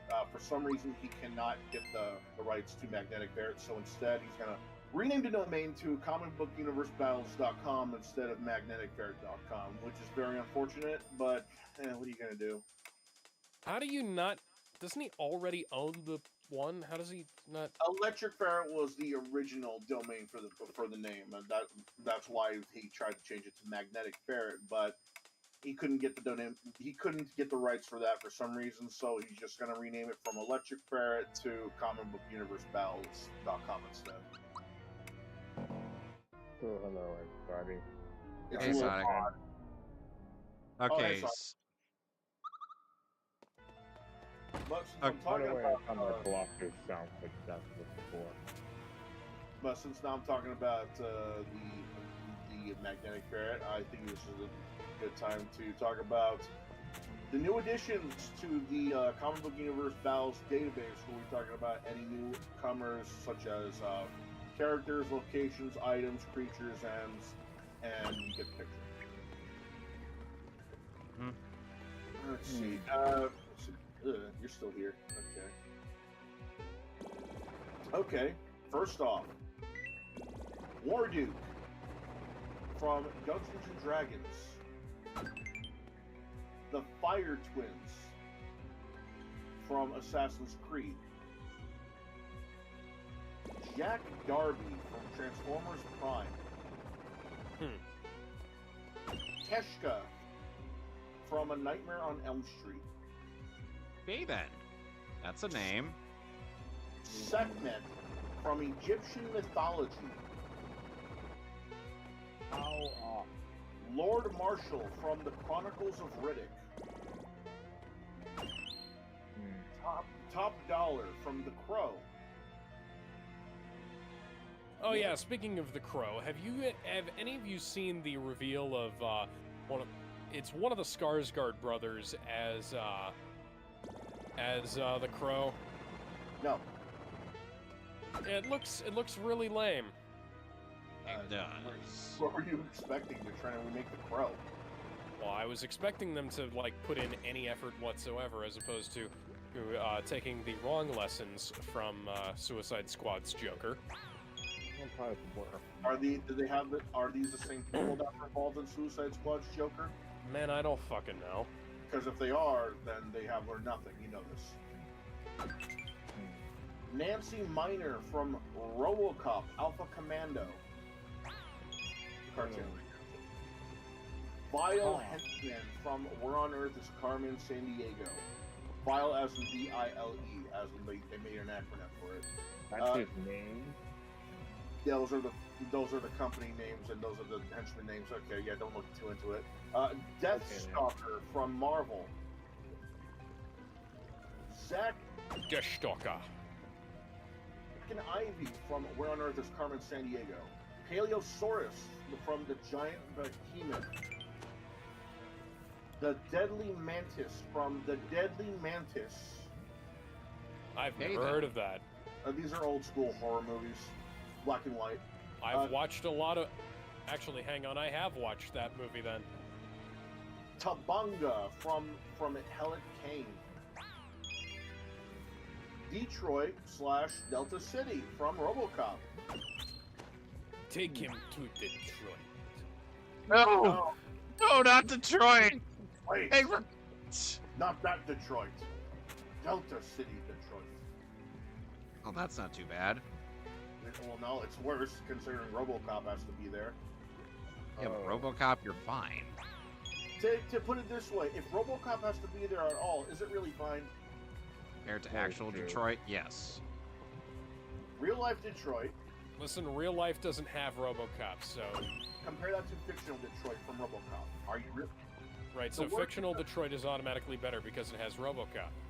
Fictional Detroit is worse because it has to have RoboCop. That's worse. Yeah, but we need RoboCop now, and we don't have him, so... RoboCop is taking down like evil versions of himself constantly. You really think you're safe? Yes. Bruh, okay. That's another debate going down the list. Hiro Hamada from Big Hero 6, the movie. Darn. I was going for the comic version. Damon Henderson from Power Rangers Lost Galaxy. Force from Guardians of the Galaxy from Marvel. Ghostmaker from DC Comics. Hibiki Kohaku from Blaze Blue. Oh, I know. Oh, him. I know that guy. Zeta from Grand Blue Fantasy Versus. Oh, interesting. Bogamon from... What the fuck is that? The Final Fantasy series. One. Kaja from Mortal Kombat Conquest. You're funny. Okay. And lastly, Kong Sadyok from Squid Games. Why? The squiddiest of games. Is he the old man? 'Cause I remember No, I did that. one of the young Bit- girls. Oh, that shit. If it were the old man, then you have given us the founder of the Squid Games.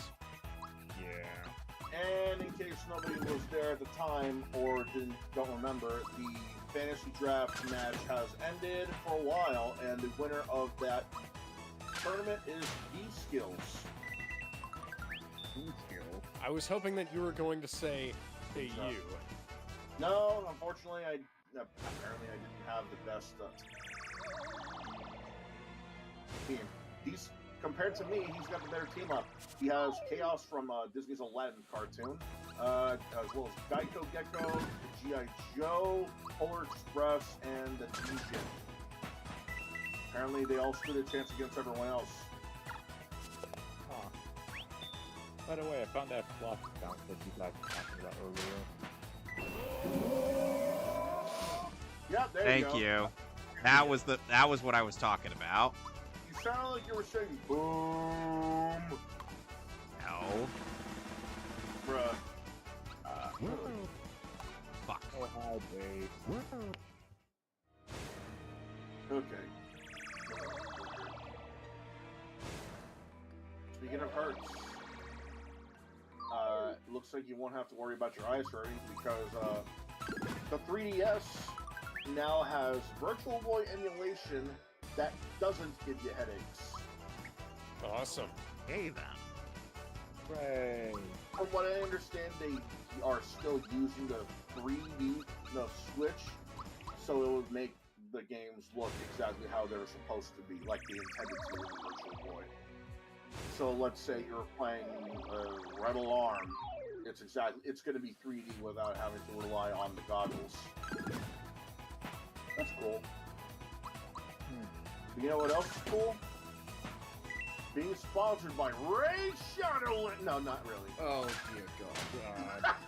I was gonna say, you didn't enter into a Raid Shadow Legends sponsorship without me knowing, did you? Oh, right, I guess we're not. I didn't even know you guys sponsored were by Raid Shadow Legends. Instead, we're sponsored by Gamer Fuel. No, not really. We're not sponsored by that. Oh, that's unfortunate. I'd like a G Fuel sponsorship.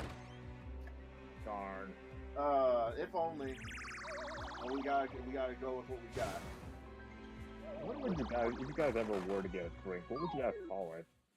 Mehcast? I'd probably get like a signature sour apple flavor. Yeah, I don't mind sour apple, but I'm more of a blue raspberry guy. Okay. Well, but speaking of games, Japan has made a pedometer that is themed off of Virtual On. Okay then. Ask me why. Why? Felt like it. Why? Go fuck yourself. That's why. Yeah. They just decided out of nowhere to make a pedometer that was themed around Virtual On because fuck you. They did not give a reason as to why. They just made it. It costs $460 for the thing alone. Oh wait, Why? no, that's the twin stick. Never mind. But yeah, it's being crowdfunded right now, and I want this. I don't know why. I think it looks cool. So Gizmo, just imagine Colossus making that yell just every few seconds. And so that's basically the experience of having everybody playing X-Men on an arcade. If they made the right choice. I'm thinking Colossus, Cyclops, or Dazzler. Fuck you, Dazzler's good.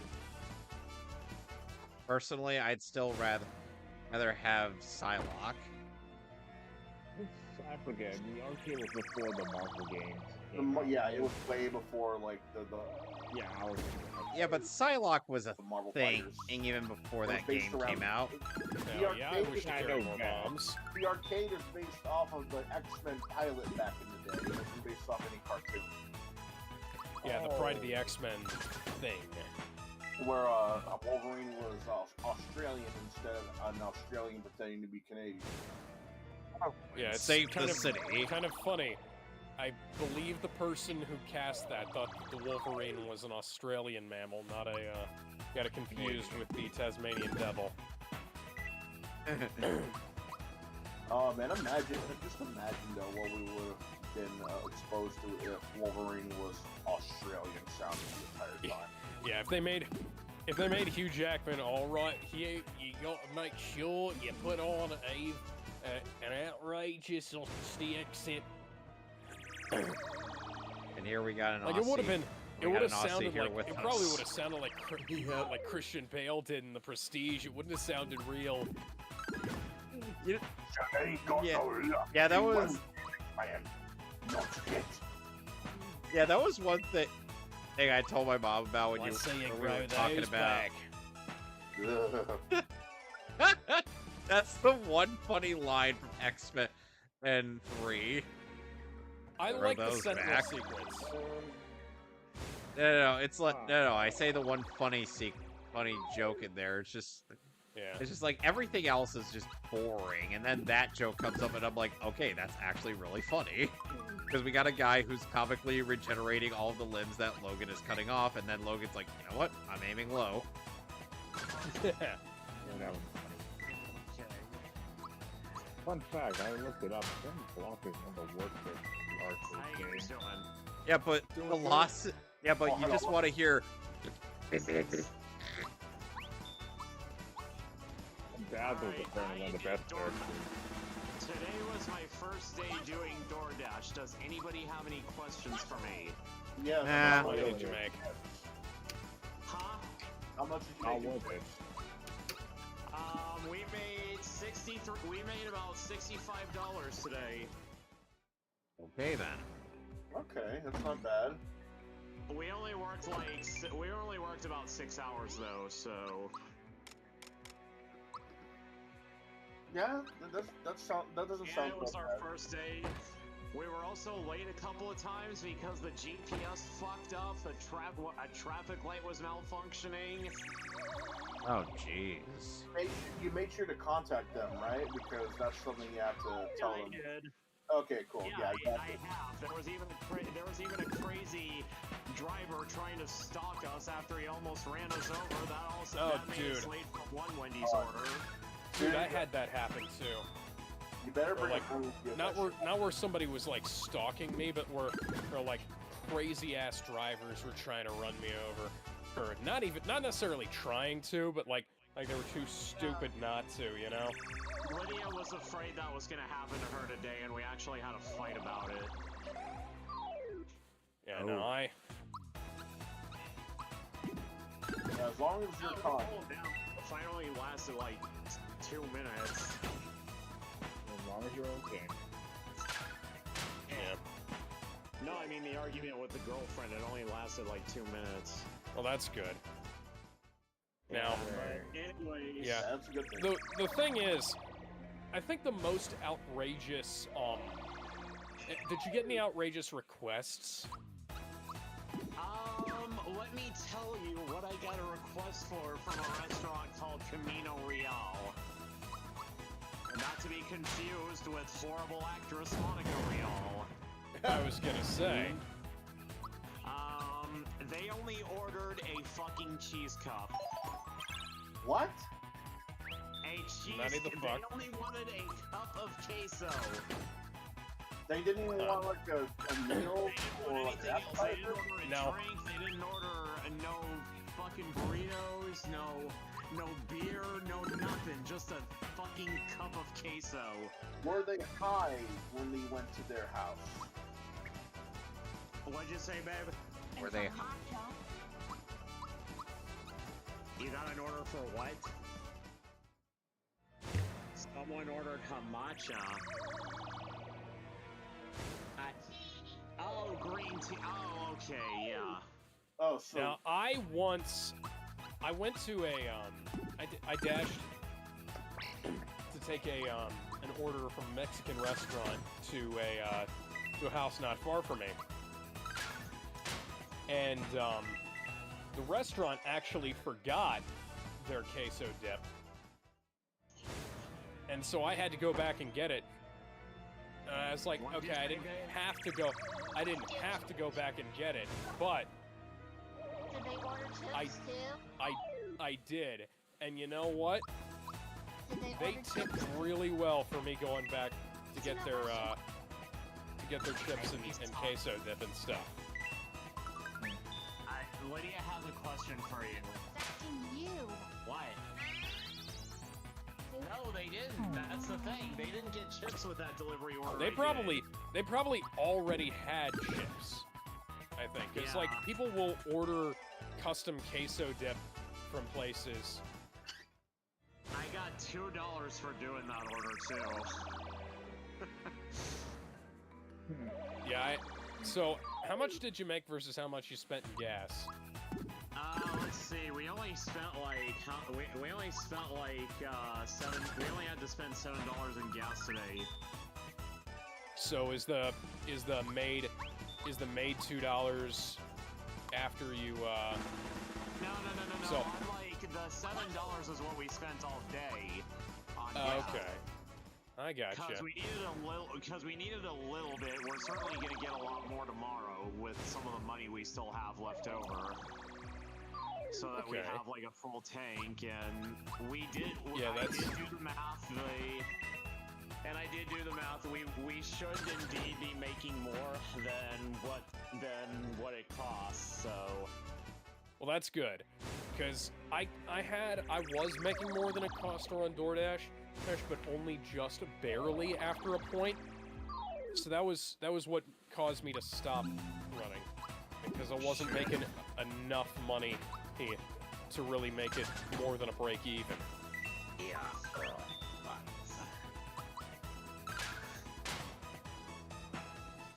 Oh, yeah, by the I way, like Gizmo. Oh, one thing I also ended up getting for the princess, your best girl, is her ultimate weapon known as a frying pan. Okay. The princess, The your woman- best girl. What? There's a woman in the kitchen joke here, but that's gonna be... No, So the, Rapunzel is Gizmo's favorite Disney princess. No. no, I'm referring to Nah. Peach. Oh, okay. Because the running joke in our Mario Party thing is that Gizmo always plays as Peach. Damn, Gizmo, look at you. I'm not gonna say why I'm saying that, because, you know, that could get stream kicked.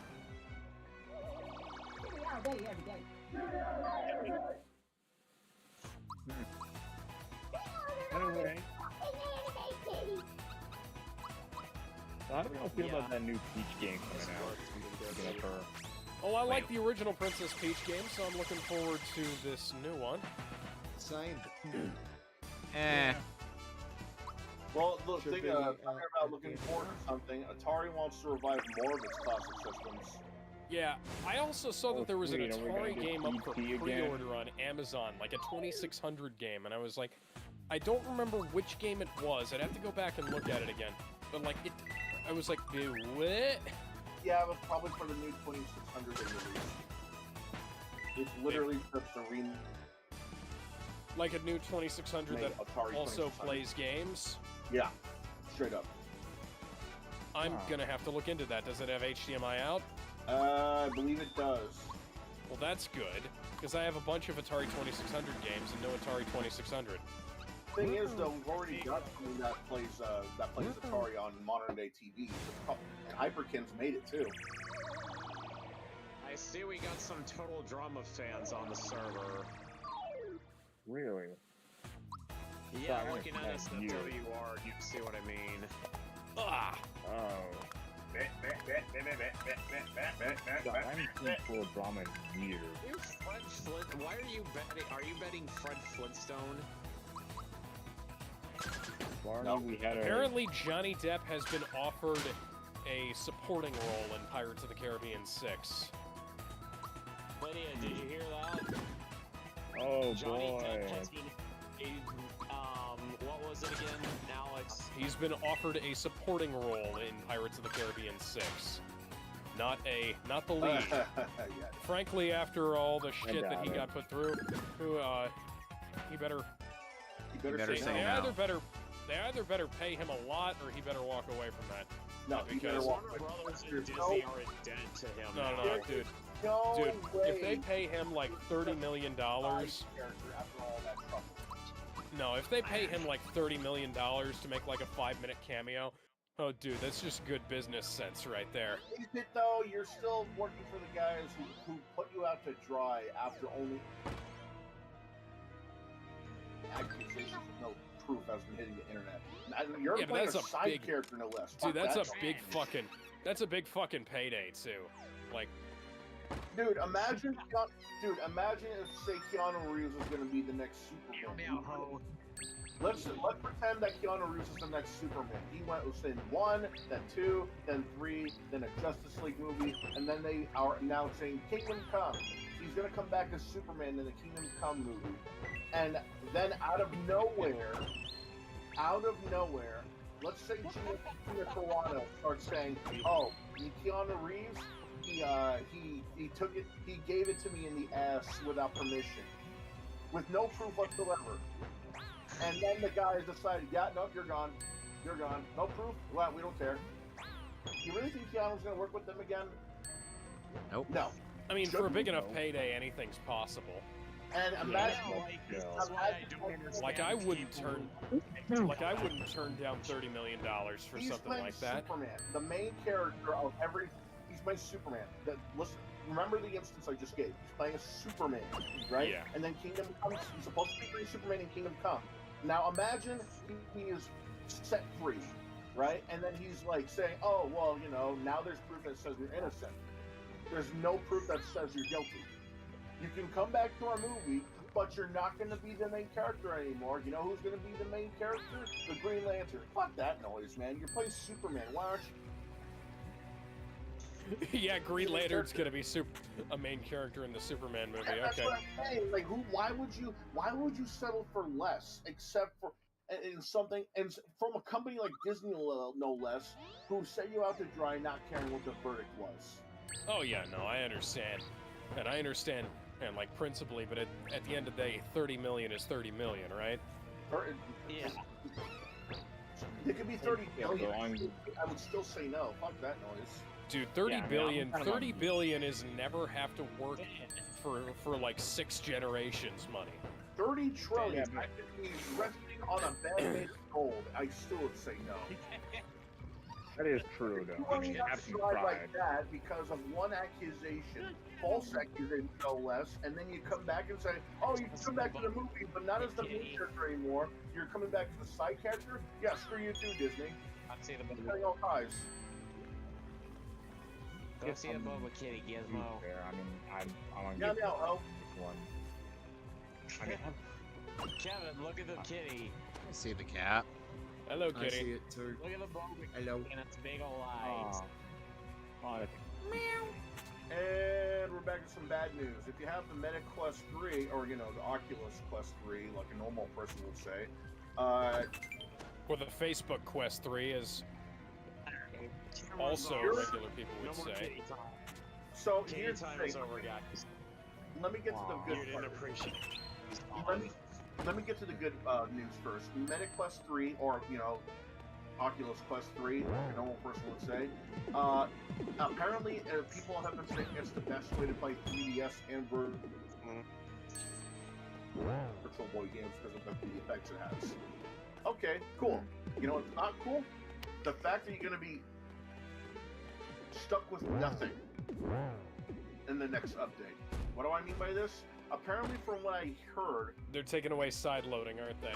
they're going to take away everything that you had in your original Oculus Quest Quest account the moment it transfers from Oculus to Meta. oh, that's bullshit. Lame.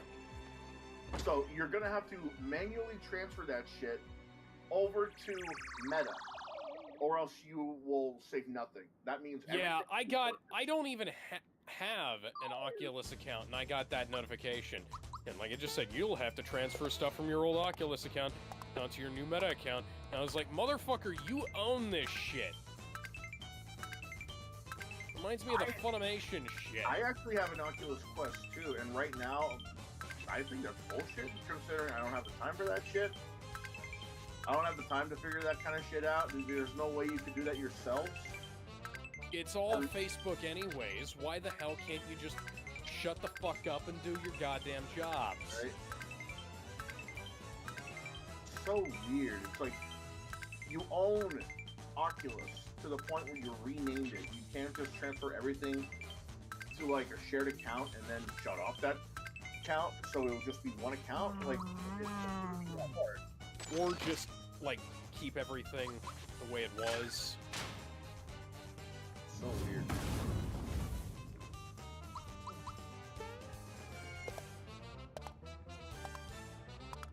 You know what else is weird? Arcade Archives on Nintendo eShop might have a world record that is considered unbeatable. Certified by Guinness World Records. Which is? Let's see here. Arcade Archives have over 403 titles on the eShop alone. And it's been certified by Guinness World Records that it's the largest amount of releases in consecutive weeks. Neat. And a consecutive amount of weeks. Yeah, you know what? I could see that. You know what? I actually see that as kind of a big deal because, well, what other company is going to be releasing that many games in that amount of time on a console and actually work? I have. By the way, factually speaking, this treasured box, true to Wiz Koopa's words, will never run out of coins ever. So I can keep doing this all day long. Speaking of coins, you might want to save up on those quarters because Teenage Mutant Ninja Turtles Wrath of the Mutants is coming to consoles. You remember the raw? Okay then. Remember those raw thrills machines you've had? They're not just known for their light gun games, they're also known for their arcade titles, such as Teenage Mutant Ninja Turtles, Wrath of the Mutants. And it was exclusively an arcade game up until now. It's going to be released off April 23rd, and will be released on Steam, the Xbox series of consoles, Switch, PS4, and 5 for as little as $29.99. And you'll be playing as the 3D renditions of the Ninja Turtles. Only time they've ever been 3D as far as I'm concerned. Oh, and how many of you are actually into visual novels, or at least are aware of them? I am. I mean, I like them, but Drew Skizzy says hand pink waving. Hello. I asked this because there's a visual novel called Order Us. No. Yeah. Order Us. It's a Steam has banned a game called Order Us for having an adult with small tits. Basically, they saw her as a minor. Oh, for fuck's sake, not this again. So how many times have we been through this? How many times do we have to teach you this lesson, old man? Here's the thing, I love the young people. Here's the thing. I get that most people don't really see teenagers with large chests to begin with. That's fair. But at the same time, how do you not get into your head that adults can sometimes just have no tits as well?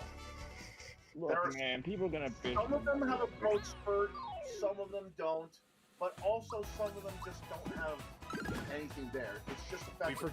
We forgot the age-old mantra that there's nothing wrong with the itty-bitty titty committee. Yeah. Buddy, people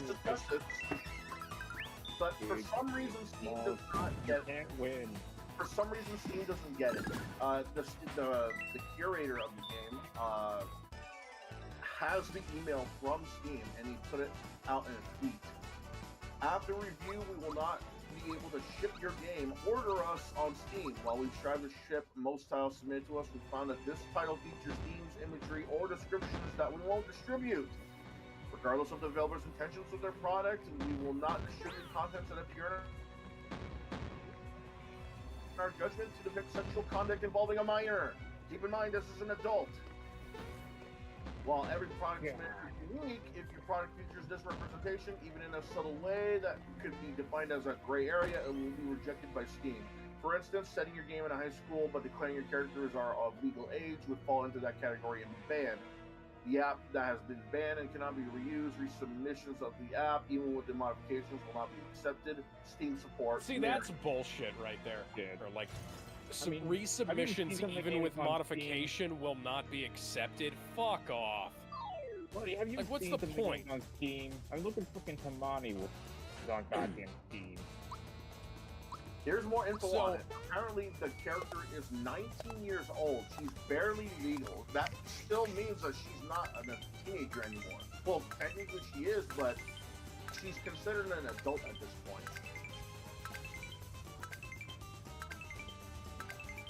I think we So- can't bear that. We can all agree, 16, no matter, despite there being some states that says that's legal age of consent, we at least when it's 16 years old or 17 years old, that's still considered a teenager. We can all agree to that, right? Despite the legal age. Yeah. Yeah. Now, I guess. Now, Even if one of the we can all also agree that the moment you hit 18, you're considered a legal adult, right? in every Yes. state in the fucking union. Nope. There are some states in the U.S. that 16 is the age of consent instead of the usual. No. I'm saying that by the time you're 18, you're a legal adult in every state of the union. I just wanted to make it. I just wanted to say it that broadly because I know there's going to be someone who's going to bring up the Romeo Juliet law. Fuck off with that. I don't want to. I don't want to bring High that. trans- Hi, Transformers 4. Yeah, I don't want to You bring that. didn't, you didn't need that, by the way, Michael Bay.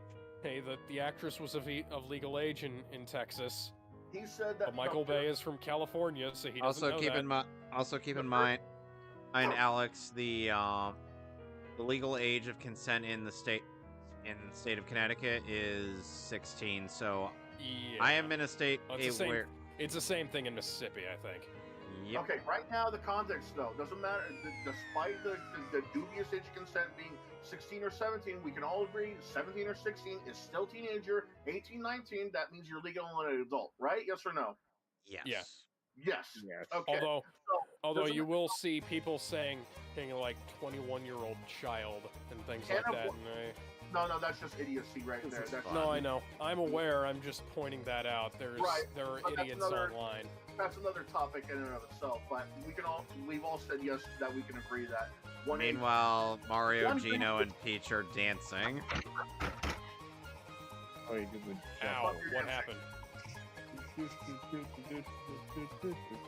16, 17. We're gonna go dancing. We've already dancing. Okay, said 16, this. So we can 17, move on. teenager, 18, 19, adult. Pure, simple. Everyone can agree with that. Here's the thing on this. Steam thinks that just because an adult has a flat chest, that means they are trying to have a workaround. No. See, that's one of the problems is not having workarounds. Because these things, they exist IRL. These people exist IRL. You know. They do. They just can't get it through their heads that there could possibly be an adult female, 18 to however old you want to be, that can have the smallest of chests. How do you not get it through your head that not all adults have equal sized titties? There are guys that are as short as mini-me with dicks that can double as a kickstand. There's gonna be guys with bulging muscles that have the dick the size of a Tic Tac. It's gonna be the same thing with women. And not just because of steroids. And not just because of steroids, and not because they got their body works either. There's gonna be women who had a growth spurt at the age of 10 and got D-cups right around middle school. And there's gonna be women who just never grew any titty at all, even by the age of the 31. So when Steam thinks that they're trying to make a workaround of where exactly in the game does it say, or are they trying to prove that, oh, we're going to use a young adult or a young teenager for this? Nowhere. Like, why would you even give a hint of that?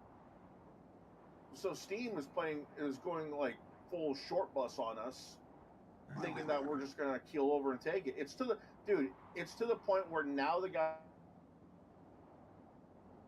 is trying to look for smaller distribution platforms at this point. Should give it a shot at Game Jolt. I think Game Jolt doesn't. Go to Game Jolt should be pretty good. Go to Good Old Games. Go to Nintendo. Because they're not gonna do shit when it comes to. Yeah, that's funny, by the way. Yeah, it is kind of funny nowadays. Hell, I'll even take it a step further. Go to a. Try putting it on the Microsoft Store. Go to Play Asia. look, go to like one of the Japanese distributors. They'll happily help you publish the damn game. Yeah. Like, fuck, there's no way, just because your character just looks like a teenager, that they should keep you from making the game. Dude, if we can, this is fucking low-hanging fruit. If people can get away with fucking having cuties on Netflix, I think you can get away with something like this. Yeah, like fucking, like people want to bitch about lollies and like cuties is okay. Hey, thanks, movie Bob. It's a good movie. Why? They're supposed to be sexy. Reword that. They're supposed to be attractive. Reword that. They're supposed to act sexy. Reword it again. No, okay. Okay, so let's take several steps back. Can we go into a friendly Where's my hate money, debate? Bob? Yeah, we can. Yes, please. What was our topic for the friendly hate debate? Well, I was actually going to make one. So, for those of you who are in the server, you know that later on I'm going to be streaming Persona 4, and I wanted to know, who would you say is best girl, or who should I get with out of the Persona 4 girls? Naoto or Chie? Naoto or Number of Chie? people... No contest. And I'm sure Alex has no idea who any of these characters are. No, hang on. Hold on. Chie is the Let me look up Tom some girl. Rule 34. He's the bold cut girl who you meet in the beginning of the game, and Naoto's blue-haired tomboy.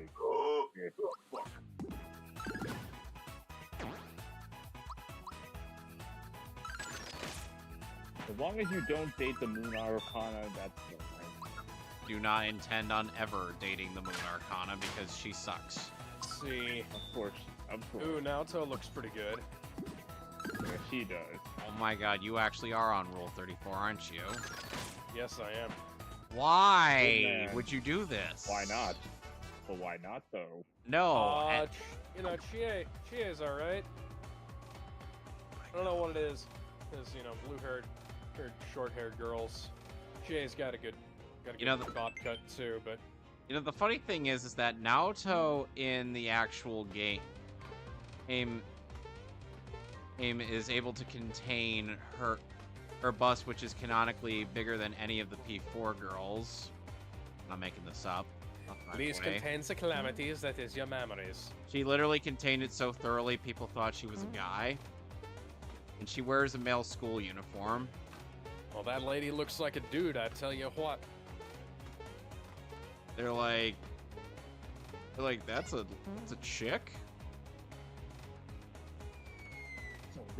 Literally everybody thought that Naoto was a guy. I mean, she does well. Yeah, I mean, let's be honest. Except for one thing, and the fact that her voice sounds too feminine to be too close to a guy sounding voice. Feminine guys have been a thing for a while now. No. I mean, like, too feminine to sound even close to being a boy. What I just said. Again, it's playing with the tropes that anime fans have come to expect, you know? Or it's like some dudes are voiced by girls, you know? And meanwhile, in Japanese, Naoto is voiced by Edward Elric. Again, it's all okay.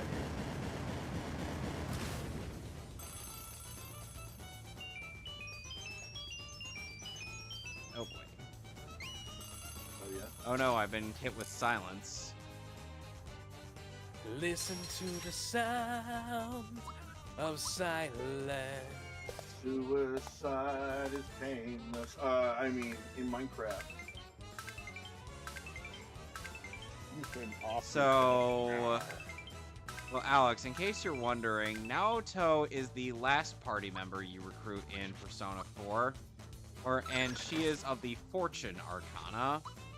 She is built up as a detective prince, and is a very analytical mind among the police force that it is in Yasuo Inaba. However, she's not too fond of the fact that she's treated like a kid. Thank you, Colossus. We need to make that... Alex, can we make that part of our soundboard? Sure. It already is, dude. Wait, you actually added it in? Yeah, where do you think I got it from? Oh, nice, it is in. Kevin, you must have added that.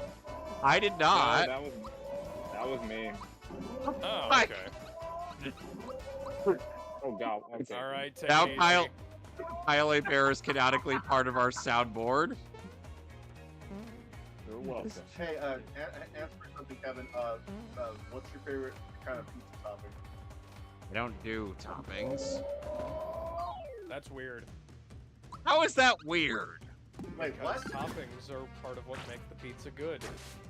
I'm actually with Kevin on this one. I actually kind of sometimes like pizza without How toppings. are you gonna get a pizza and put nothing on there?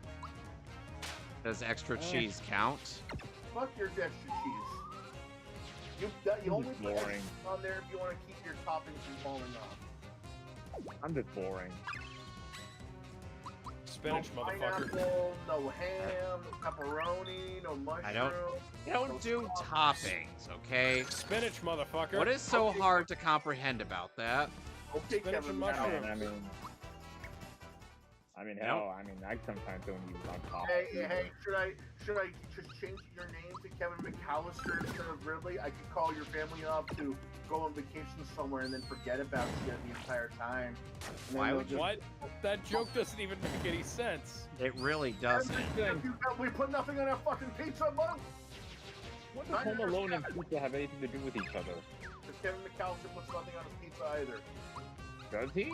Like a picky bitch. I mean, I'm kind of the same, man. Hell, when I was a kid, I used to take the cheese off my pizza when I was a kid. Spinach, Hey, Not tomatoes, over it. man. off your pizza. Are you? I Are you used alien? to. I got over it. You gotta have I don't- spinach, you gotta have tomatoes, you gotta have mushrooms, olives. The veggie. Or I could just choose not to have Onions. any of that. Are you saying? No. I mean, again, I used to take the cheese Do off you my dip pizza. your pie in so- oatmeal? Because only aliens have that strange taste. Why do you say it's weird for me to not have toppings on my pizza? You Because get that a- is I mean, compared kind to of me, strange. Kevin's You normal. get a pizza, you want to add something on there. You don't just I get mean, a. compared to Kevin, he's normal. I mean, I Do you have used to take pepperoni at cheese off my least? pizza. Nope. You don't just get a burrito and say nothing on it, please, dude. That's the whole point of a burrito. There's something in there. Again, dude, Kevin's normal compared to me. Since I literally sometimes take the cheese off my pizza. You're a kid. That's something else, though. You But here's the thing, though. Sometimes I do that. Sometimes, when you're a even kid, you now. do weird shit to your food. You know, you took your cheese off Yeah, your but even pizza. now, I still tried to do ring toss with my. But even now, I sometimes still do that as a habit. Like I legit, as a kid, tried looking through Oreo O's, thinking I would see the same shit they saw in the commercials. We all did shit as a kid. Ugh. I mean, Okay. Who was that really- directed at? Yes. Okay, then. I'll just respond Okay, with, let's well, move on. screw you too. Let's move on to the Okay. But I do have a friendly hate debate topic. You have to be What? You have to be neighbors with one person for a straight up week, and like that's it. You have to be, and then you do like what? You get your $1 million. Neighbors with Hank Hill, neighbors with the Watersons, or neighbors with Timmy. Which water? Hank Hill, I have a feeling, would just kind of be a normal-ish Gumball. week. Water to spin. Oh, Yeah, Gumball. Hank Hill. Well, same here. Because Gumball Yeah. and the No, Turners. I'd no. love to go on an adventure with Gumball Watterson, but I you know. mean, didn't happen. Gumball and Timmy Turner. Well, I mean, I Timmy don't want to Turner's get well caught up in born. his antics. Yeah. Especially Okay. considering the fact that he made it so that nobody would age. Yeah. That is a bad thing. No. I mean, Oh, dude, here's do the you wanna thing. live He forever? didn't make anybody. He made it so that nobody would age and that nobody could tell and whatnot. I mean, again, dude, that's kind of an infinite crisis right there. And the thing is that would have been a. Art McCarthy has a rolling on the floor laughing emoji.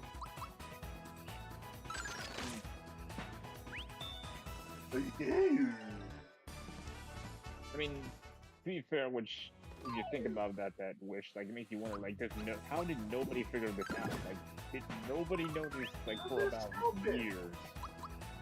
Okay, yeah, you're right. Everyone is stupid and all. Especially Timmy's dad. Okay, yeah, you know what? Timmy's Yeah, you dad. guys are right. Everyone's an idiot. You know what?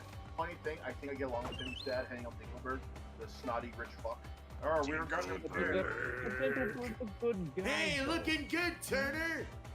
He's like Ned. He's like Ned Flanders. The sound, just amazing. Yep. And we have another follower on Twitch. Let me go ahead and look at that. Oh, nice.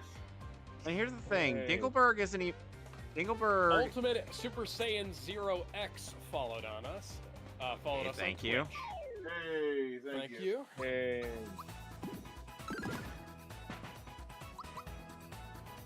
Yeah, no, I'd rather be neighbors with Timmy Turner's dad and mom. Fuck that noise with fucking Hank Hill's dad. You're gonna come into my house and badmouth my wife, badmouth me, badmouth my son, and then smash my dishes? Fuck you. Call the I mean, I'm cops. just like, Oh, the cops, yeah! Like, what's Tim Turner's dad gonna do to me? you Just know, have, like, a pass I'm from surprised you Mark- don't go pants going out like SpongeBob for the obvious, Nickelodeon. And, you know, the funny thing is that when talking about families who are inherently badass, people will try to say the Smiths from American Dad, but the thing is, Stan gets his ass kicked way too much in that show. Oh, by randos. Yeah, he's a CIA agent who gets his ass kicked on a regular basis by nobodies. So it's perfectly in character for the CIA then. Here's the thing, the Griffins are more badass than they are, and guess what? Everybody kicks ass. As Peter's fights with the chicken and are clear evidence of this, as well as Chris and Meg going up against their entire class. Just in that sequence with Freebird. Brian's kind of a badass, and so is Stewie is kind of self-explanatory. You Yeah, got Lois did have martial arts training at one point. Fat bastard that he should be able to. Peter shouldn't be able to kick ass, but he does. He kicks ass at Yeah. and just I mean, remember the Homer Peter fight? yeah. Even Homer chicken Simpson can kick ass. Okay, hell, here's a better question since you brought it up. Which neighborhood from these adult shows would you not want to be neighbors with? The Griffins from Family Guy, the Simpsons from The Simpsons, the Bob's Family from Bob's Burgers, or the Smiths from American Dad. American Dad. I've never seen Bob's Burgers. Morning I'm USA. gonna go. Yeah, well, here's the thing. Bob. You have to be neighbors with one of them, and for a week straight, and get your $1 million. Who is you're going to tolerate the most? I haven't seen the Bob's, so someone can give me an explanation about them. The Simpsons are straight up. You already know about them. The No, I mean, Griffins- I know about. I'm talking about Bob's Burgers. I never seen Okay.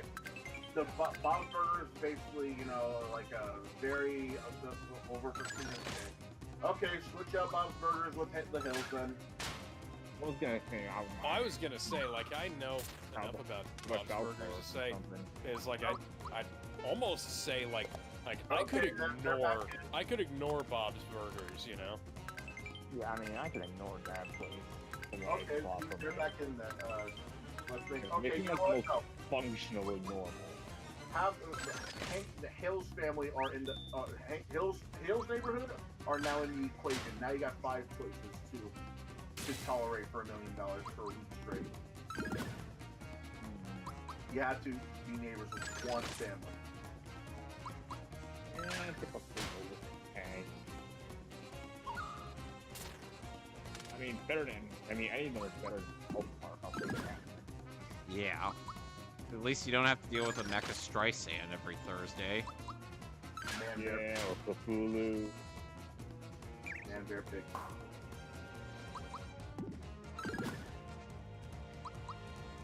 Or Peg of Reason. No, you know what? I'm gonna. You know what? Now that I'm comparing all these families, I'm gonna just suck it up and be a neighbor to the Hills, because I know I could just trip up fucking Hank Hill's dad, literally, to escape his wrath. Yeah. No Because if you deal with the Smiths, you also got to deal with Roger. Oh, fuck Roger. Yeah. There's no way I'm gonna tolerate his ass. Yeah, and Roger has done some very deplorable things in the show. Yeah. I mean, you have, like, More a so than personality. Stewie or Brian Griffin has ever done. Oh, so now we're gonna bring up the Griffins. Peter Griffin will do a ton of shit to his neighborhood. You really want to be neighbors with the Simpsons with Homer working at the nuclear power plant? Yeah. But at least I will say the Simpsons are a little bit safer than the Griffins. Yeah, but we know that And again, the these folks- but we do know that the Smiths are not safe in the slightest. yeah, if I had to Especially rank, with like, Roger. the most dangerous, I'd say Smith would be most dangerous, then the Griffin, then the Simpsons, and And I the guess- Hills. Yeah. So what? Then you be with Bob's Burgers. Then you're gonna be like you'll be neighbors with Bob. Yeah, because at least you could ignore the restaurant. Can you though? Their kids are always doing some random shit that annoys everybody, including the wife. I mean, I'd rather be annoyed than be scared or harassed. Have me be neighbors. Wait. Quick question. I'm going to neighbors. Neighbors with your neighbors with, and for a week, and you get your $1 million after a week.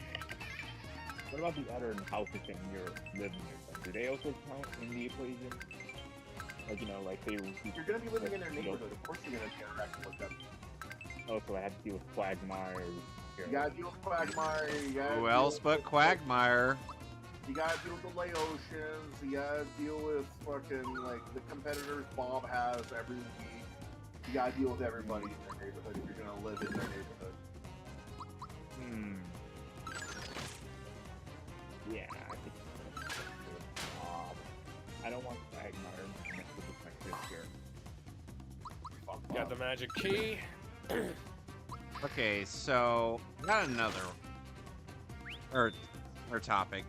And so since so Sonic the Hedgehog has had like only one RPG period. Sonic Chronicles Dark Brotherhood, if you don't count the fan-made Sonic the Hedgehog Final Fantasy, the Mega I Man remember playing that in the day. Yeah. Okay. Yeah. Would you ever want to see Sonic do another actual RPG? Tactical yeah. RPG, absolutely. Any Tactics. kind of RPG. Any RPG, honestly. I don't see why not. I mean, Sonic's been on everything. Racers, Yeah, I mean- racers, fighters, side scrollers, platformers. I don't see it not happening. Having him. Yeah, like I can see him probably give another go. Okay, Alex, why tactics RPGs? What would Sonic be able to Because do those with are my it? favorite fucking games. So Fire Emblem enough. is your favorite. Yes.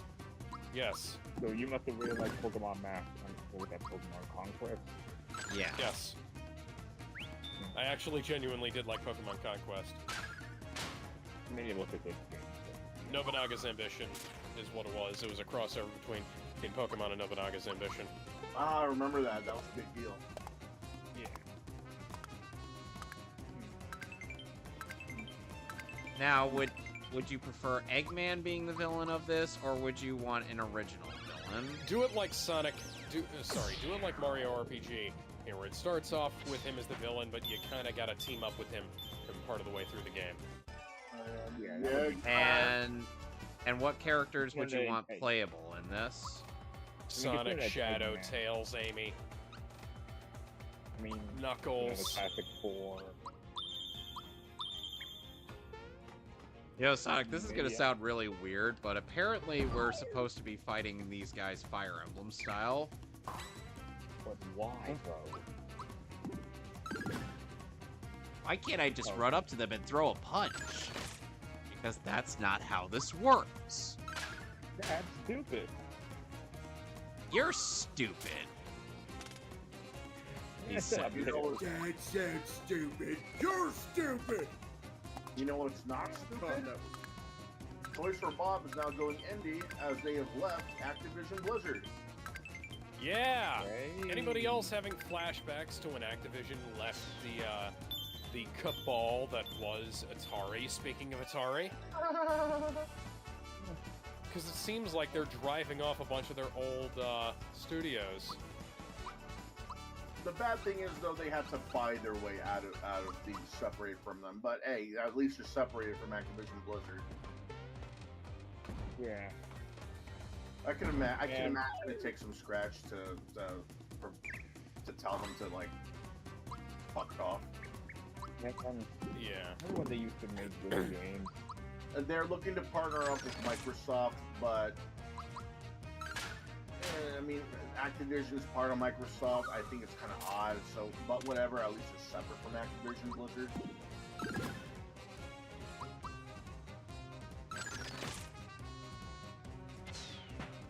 You know what's also odd? The new anime that's getting the new manga that the Huggies. The manga that's gonna get its own anime soon, and the title is "If My Wife Became an Elementary School Student." Question. And I would do anything for love, Are you but I finished? won't do that. Unless So- this is like a question. There's context behind that. So Happy I feel Madison situation. Happy there's Gilmore. context. There's actually Billy some Madison. context behind this that I know about. Yeah, So what happened please. was, there's context behind this. So the full title of the anime will be called "If My Wife Became an Elementary School Student," and there's a reason to that. The manga, I've read a bit to know.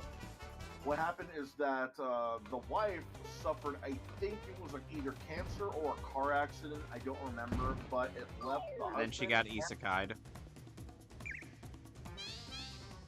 No. So either she died of a car accident or cancer, I don't remember exactly, and that left the husband and the sister of the husband in a deep depression to the point where they stopped cooking their food and started living off entirely off of microwave and instant meals the rest of their lives. Ah, But the college life style. But then, out of nowhere, a little girl arrives to their apartment and claims to be the man's wife. And they're all wondering what the fuck's going on. It wasn't until they did the little memory test that everyone wants to play that she has proved to be a reincarnation of the wife that is now inhabits the body of a little girl. Alrighty I'm then. getting flashbacks to Seven Deadly So Sins. if you want to look at reminded so- of Seven Deadly Sins. So, some more good news. If you look up the manga, it's safe. There's not going to be any of that. I'm still years old in this body. That's creepy. None of that. As far as I know, as far as I know, they don't have any of that kind of shit. It's supposed to be wholesome. Okay then. Thank you. It's just So a we- reincarnated wife, nothing else. It's not going to be like a reincarnated wife that tries to get jiggy with it again with her husband in the little elementary school body. As far as I know, they don't do that at all, or Well, yet. it's better than Seven Deadly Sins. So, Right, but because so I have to remind you, this is a slice of life manga. So as far as I know, they haven't at all or yet gone to that part. And if I think if they ever do touch upon that subject, it's gonna be a part where it's like you have to move on so you can be happy, let me go, yada yada yada, that kind of thing. So thankfully, it's not gonna go in that territory because otherwise I would see it going into 3 episodes and then canceled. Yep. You know, it's not getting canceled. A new game, and it's called Guards. Okay then. Okay, what's it about? It's basically Lethal Company, but with medieval guards instead of exterminators. Oh wow, we're getting okay, so I guess we're getting some Lethal Company going already. Got 4-player co-op. It's got mission-based. It's mission-based, and it's strictly survival. Okay then. That's it. And Saber Interactive reportedly bought itself back from Embracer in a $500 million deal. Cool. And they're going to continue to work on Star Wars Knights of the Old Republic remake. Interesting. Very. Last bit of news. Who were the strangest celebs you have ever saw try to run for anything in terms of government or politics? Well, I remember one of the composers for Dragon Ball Z is a state senator in Texas. Right, and like the creator. There are other examples such as that, such as the action star Arnold Schwarzenegger running for governor and then succeeding. Donald Trump running for president, succeeding. The creator of Negima and Latina, two of the most popular manga and anime of its time, running for, I think it was governor as well in Japan, and succeeding. But have you heard that Marty O'Donnell, an ex-Bungie composer, is running for Congress? Yes, the composer of the Halo theme, by the way. You know.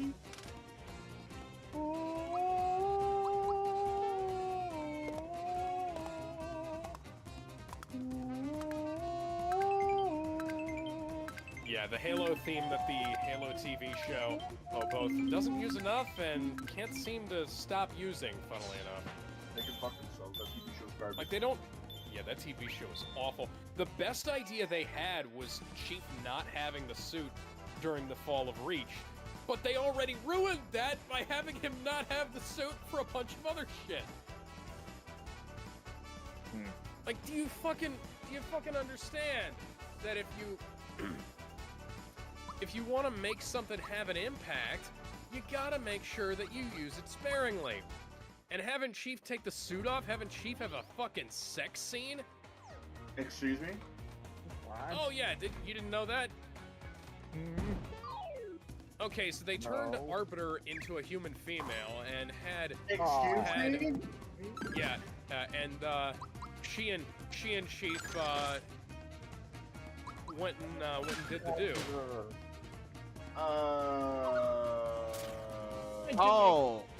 Oh, this actually, Alex, you actually ended up segueing into, well, I actually ended up viewing a few more episodes of The Avatar of The Last Airbender, and... Please, take over, I'm dying. So, you remember that issue I had in regards to compositing certain episodes into one episode? Oh, even though they're completely separate stories altogether. They keep doing that. Oh yeah. Yay. So, for the Omashu plot, they essentially composited not just the episode where Aang goes to Omashu, but also composites the plot of the Northern Air Temple plot from near the end of Season 1, on with the plot of Jet from the middle of Season 1. We're getting awfully Percy Jackson in this bitch. And also including an original whole story where Zuko just happens to find Aang in Omashu. Yeah, I remember that. That was when we're getting awfully Percy Jackson in this plot. And I'm just like, what? So, the only good part about that was the cabbage guy showing up. Yeah, that was the only good thing in that. And they episode. Got the actual actor. Yeah, they actually got the real voice actor for the fucking cabbage guy. I to play him in the actual show. That was the one good thing I could find about how this show, well, aside from maybe a handful of other things, but it's a very small handful, keep in mind. Yeah. I mean, Now, I can.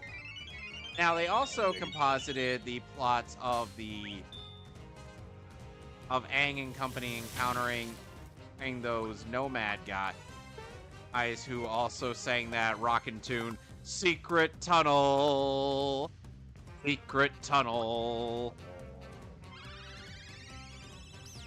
And that was a plot line from season 2! Yeah, I was right. Meanwhile, Zuko is rescuing Best Uncle Iroh.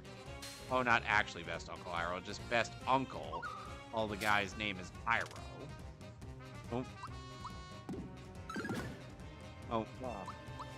He's going off to rescue Iroh in a plot similar to a plot line in the first part of the Winter Solstice is plot in the show, which makes no sense.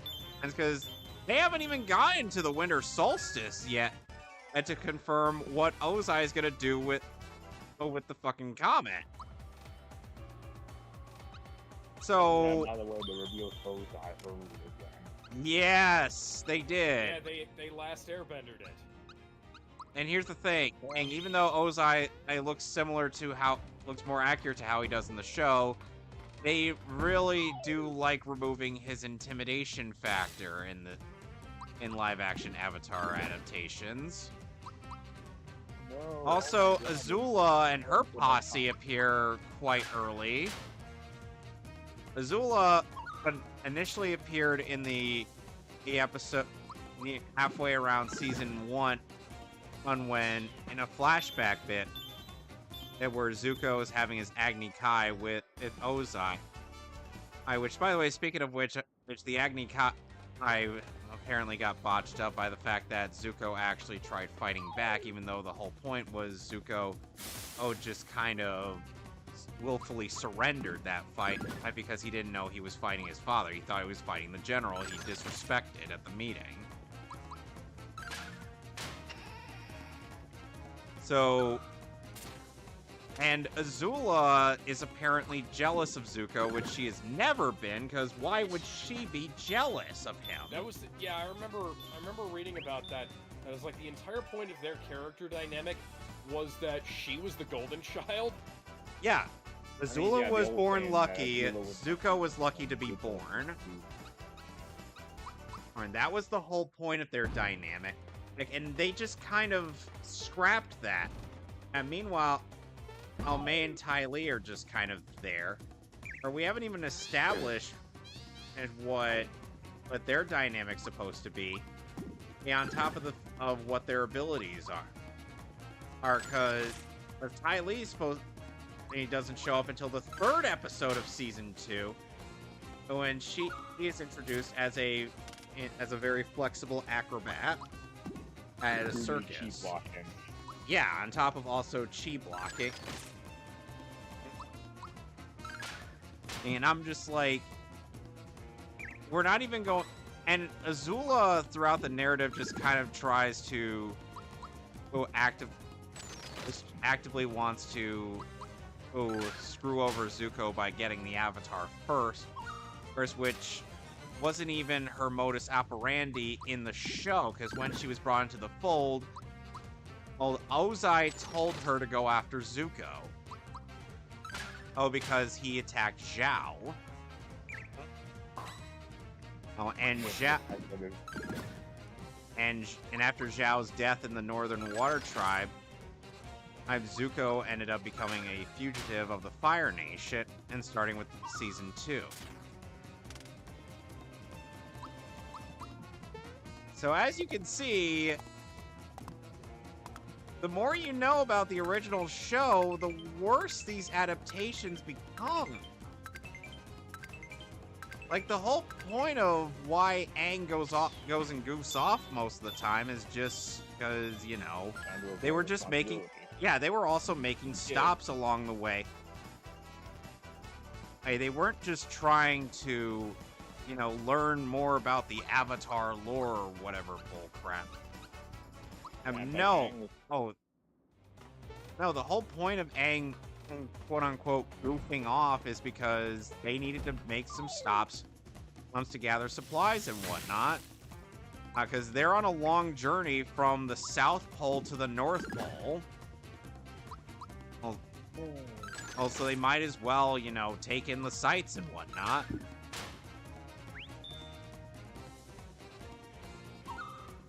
I'm sorry I've been venting about this, but it's like... Oh, no, that's... I plan on We're getting a finishing... good discussion out of this. I plan on finishing more of this show. My mom's like, oh, but if you hate it so much, why are you watching? I'm like, that's... Well, I'm like, frankly... I need to add some discussion topics to our thing, and I figured this would be a good thing to do. Yeah. So, and plus, And then- you talk about a lot of stuff that you don't like. Yeah. Oh, man.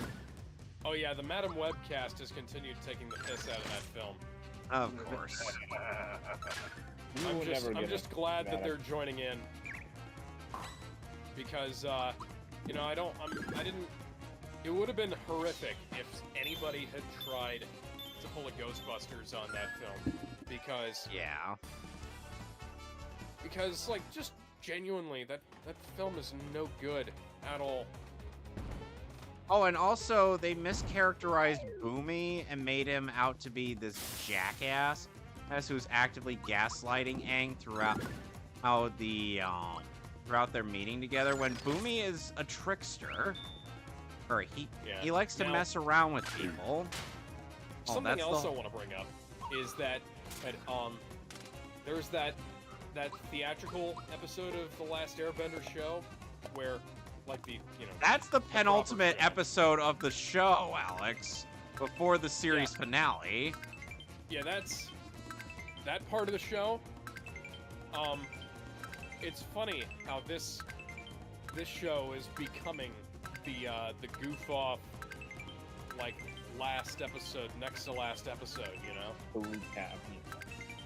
You know what I think it is? Why people... Instead of trying to speed run the book too, because everyone knows book 2 is the better one. Well, the thing is, it's not that book 1 is lacking in episodes. No, there are plenty of good episodes in season 1 of Avatar. It's, you know, when you compare the books 2 and 3, you know, it's like the JoJo Part 1. Yeah, but the thing is that JoJo Part 1...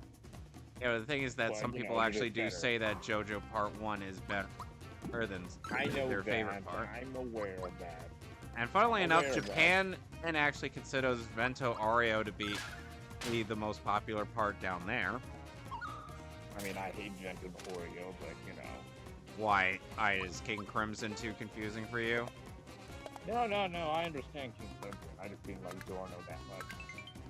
Not a lot of people do. I'm like, yeah, he's alright. My favorite character in Part 5 was Bucciarati. What a surprise! That is the distinct tang of a liar. God, I love Great Shade. Oh, jeez. You're gonna love later parts of JoJo, Alex.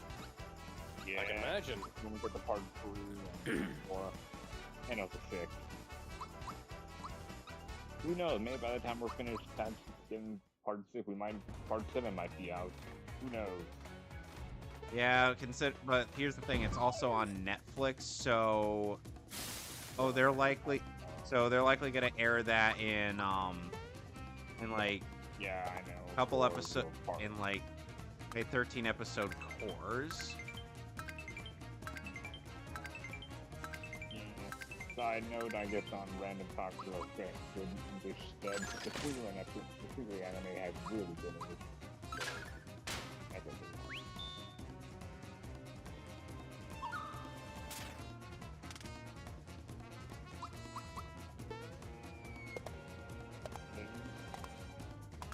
And the thing is, going back a bit to Avatar, it's like the reason why the show's those multiple tales worked on their own was mostly because they were just self-contained narratives in the overarching plot. They aren't just all of them weren't just connected to one narrative. Yeah, like having a central narrative is great, but sometimes trying to push a central narrative above all else is just a bad idea. Yeah. Because each of those plots that happen within the Omashu episode, made much more sense in the context of the show. Since they were all separate stories, they may have connected to the central narrative, but at the same time, they weren't all in the same episode. Like, they didn't try to cram too much into 22 episodes, or rather into 22-minute episodes.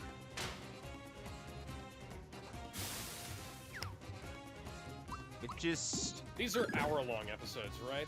Yeah, these are near hour-long episodes. Breaking news. What? Breaking news. It looks like Yuzu has some backups for not just the emulator for Switch, but also emulator for Citrus. I was gonna say Citra has Citra's open source, so it's been backed up pretty well. Sweet Baby Inc. also grew its followers to 109,000 and 5,700. I have to think that that's probably people watching them closely. You know? It's the it's the Steam group. Yeah, yep, the Steam group. And more breaking news: the patch to uncensor the other patch that covered up Tifa's bathing suit and cowboy outfit has been removed from Nexus. Nexus mods, we fucking suck. We fucking hate you. Nexus mods, we fucking hate our fan base. Okay, so I'm gonna reiterate what I said earlier. Gaming exists because of gamers. And if you don't do what gamers want, you won't be able to make your games. People may say we don't know what we want, but that doesn't mean you gotta listen to one group of gamers. Listen to all of them. Listen to what they are. Yeah. Well, if it says give us the unfortunate thing is this is all this shit is a result of the Anita Sarkeesian effect. Like, no, because there were people, there are people in the industry who are pandering into Sarkeesian, and Sarkeesian wasn't their audience. People pointed this out, and they got called horrible bigots because of it. And it's a matter of fact,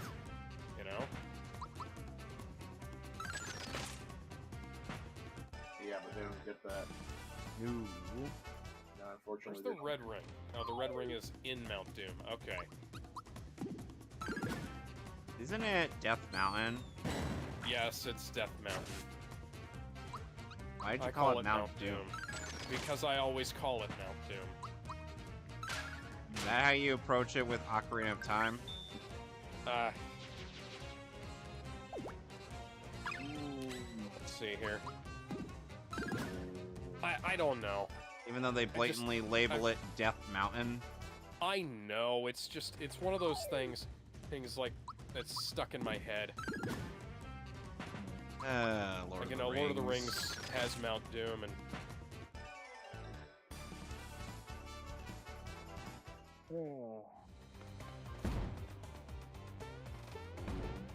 So, weird question. If you guys could pick Bakugan or Beyblade, which one? Beyblade. Beyblade, because Bakugan fucking sucks. Yep. It had a good premise, and at The first... Bakugan TV show was okay. And that's about it. That's as much as I can say for it. The game itself had a good premise, but then when I get into it and I hear more about it, it sounds like you just don't know when to stop putting in rules. And Yeah. like, Well, It's like Yu-Gi-Oh! The game isn't even any fucking fun. That's the stupid thing. Is like, So it's just not any good. Like the people like Yu-Gi-Oh! Because you can play the game and you can get it, and it's like, okay, so we'll do this, we'll do this, we'll do this, and it's like, boom, we're playing the game on the TV show. It's not exactly like the game on the TV show, but it is mostly like the game on the TV show. We got to be perfectly honest here.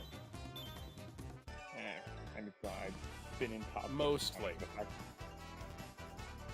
well, Beyblade, Let it rip. Beyblade is that the thing about Beyblade is at least it's easy to understand. You customize your Beyblade, or just buy it outright, like buy a full set outright and just recreate what they give you, and then you put it in an arena of some sort, whether it be the sidewalk, the floor, like an actual arena bowl, or like a bowl or soup, whatever the fuck.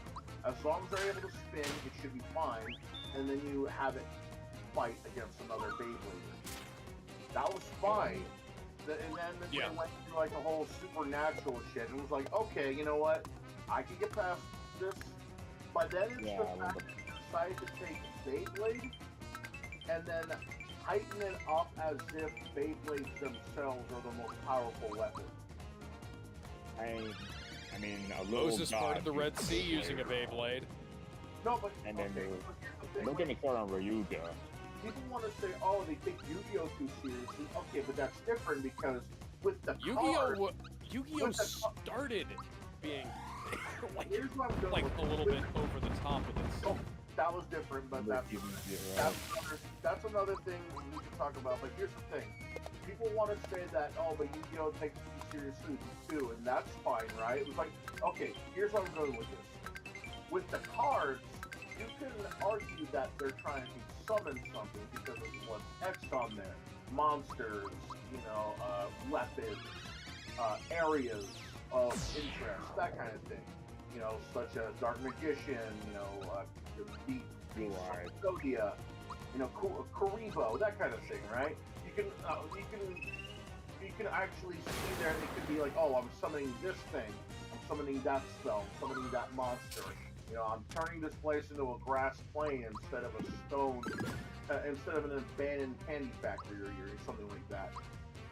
With Beyblade, there's only so much you can do before you can just say, bro, enough. Because had it with these motherfucking snakes on this motherfucking plane. No, not even that, because what can you do beyond that? With Yu-Gi-Oh, it's like, it could be a game, but then someone takes it up a notch and uses holographic projection, and then someone... Or shadow games. And then the shadow games happen, and then it's like you can actually summon the monsters, and then you can actually make contact with the monsters. Now there's a school where you teach you how to duel. Now we're on motorcycles. And then there's the time travel pods and the multiverse. There's stuff you can do with just the stuff that's on the cards alone. Like, for all we know, they might be planning a Yu-Gi-Oh! Series where you befriend or befriend the monsters and use them as travel to the monster world and have to capture them in red and white balls. Yeah, or something like that, similar to like Pokemon or Chaotic. But Beyblade, Well, Beyblade at least there is real gameplay to it. Yeah, because Bakugan doesn't have gameplay. Bakugan has, you lay out a card, your opponent lays out a card, you fling a fucking ball down, and then whoever laid out the highest ranked card wins. That's not a game. But with Bakugan, at least I mean, on the Wii it's a game, but that's besides the point. On the Wii it's a game, but that wasn't a very good game. With Bakugan, at least when it comes to like the shows, they're at least got the power to summon a monster that in a way that makes sense. There's always going to be a way for you to summon a monster, whether it be a card, a spell, a device, and in this case, it was a device. It were these little toys. And these were aliens that came from, like, outer space or something and came to Earth. Oh, They God acknowledge damn it. that these are aliens. No, they're not. In Beyblade, you are literally just having guys spinning battle tops at each other. And that's what's supposed to make the fucking monsters summon. And if not, you're just trying to beat the shit out of someone with the Beyblade? No, my belief... I mean, Beyblade lore was fucking stupid. And we can all agree on that. And Bakugan lore made a little... Bakugan lore was a bit better, but like Bakugan game was... Alex, at first Bakugan lore is somewhat solid, but then you realize most of it revolves around Dragonoid.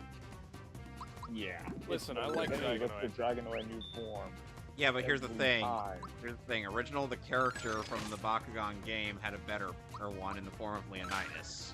If you were to tell me, look at both Beyblade and Bakugan, which one would you want to see past the first series? I would say Bakugan. Worst part about Bakugan after... Then, I can take their story more seriously than Beyblade can, because they're talking about saving the world with a fucking Beyblade. Okay, Gizmo, let me tell you a little something. First season of Bakugan is actually animated in Japan.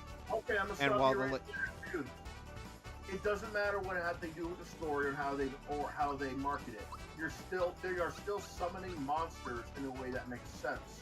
I'm not disagreeing with you. I am just trying to say a bit of something, okay?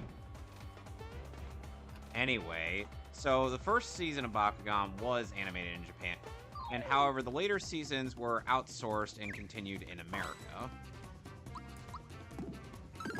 Which explains why early Bakugan looks so much better than more recent Bakugan. Yeah. It's like, it didn't do all too well in Japan, but it did way better in America somehow. Don't ask me how that makes any sense.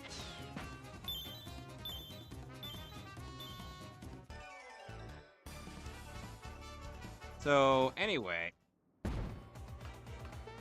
Hey, now what about the other Mon-related series that may or may not have a card game tied to it, known as the Digimons?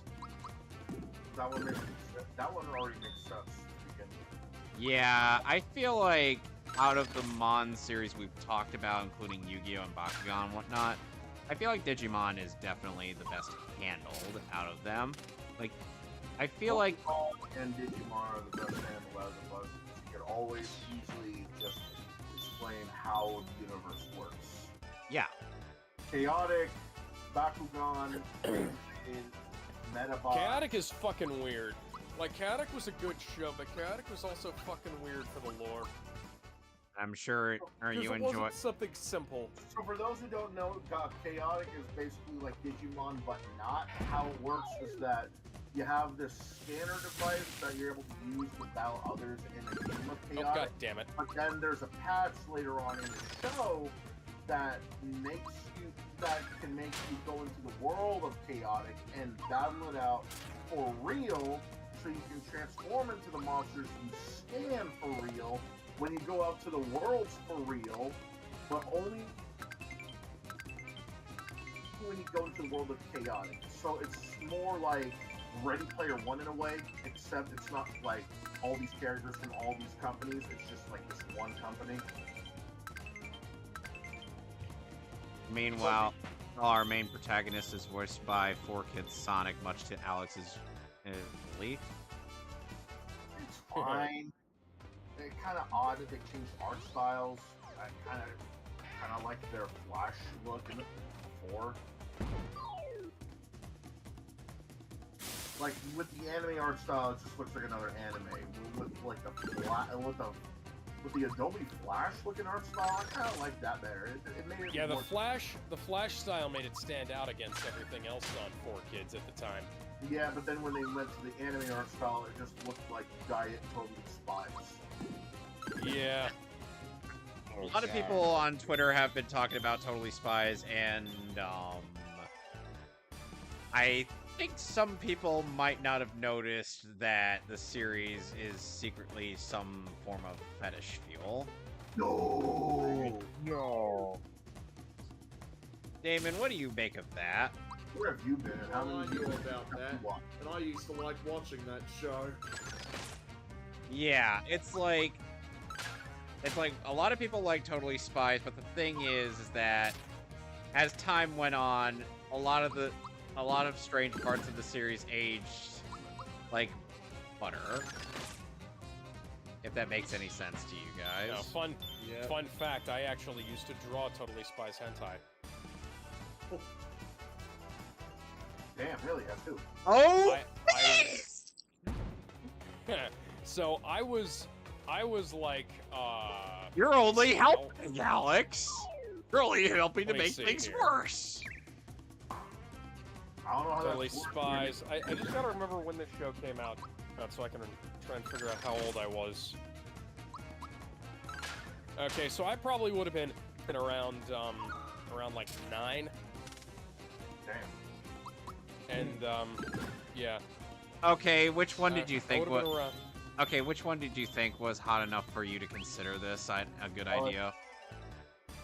Just let's get that out of the way real fast. So the fun thing was I wasn't really entirely clear on how this concept worked, so I just kind of drew them, you know, with the suit but naked. Okay then. Yeah. I have many questions. It doesn't really go that much further. I think I destroyed all of the drawings that I made, because I made them with Sailor Moon pastel crayons.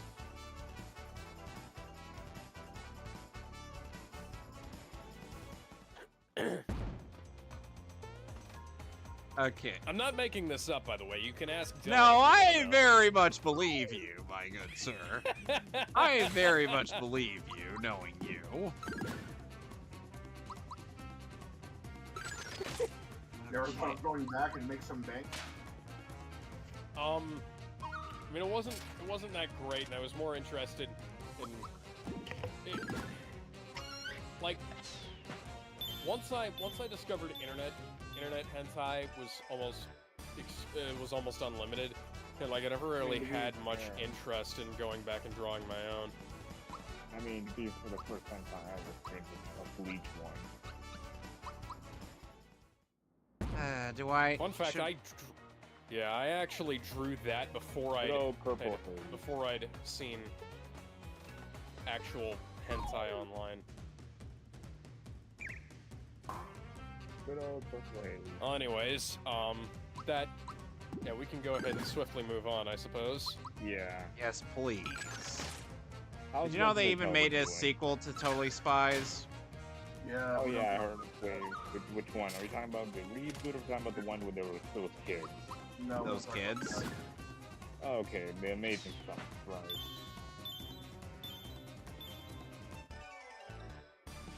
Not that that's kids. There's nothing to look No, at. not the... Thinking about the movie. Oh yeah, I was wondering. That's not even them as kids. It shows like a flashback, but that's it. Yeah, but these are... No, there's like another series, like a bunch of random kids. Like, yeah. not them as kids. Oh, you're talking about the relatives. No, they're not related to them at all. They're just some random kids. James Bond Jr. 4 random ass kids. I mean, hell, they even had a crossover with Holy Spice showed up in that one. Yep. I mean, they had like a new art style and everything. Which I think they were trying to go for like a comic booky-ish.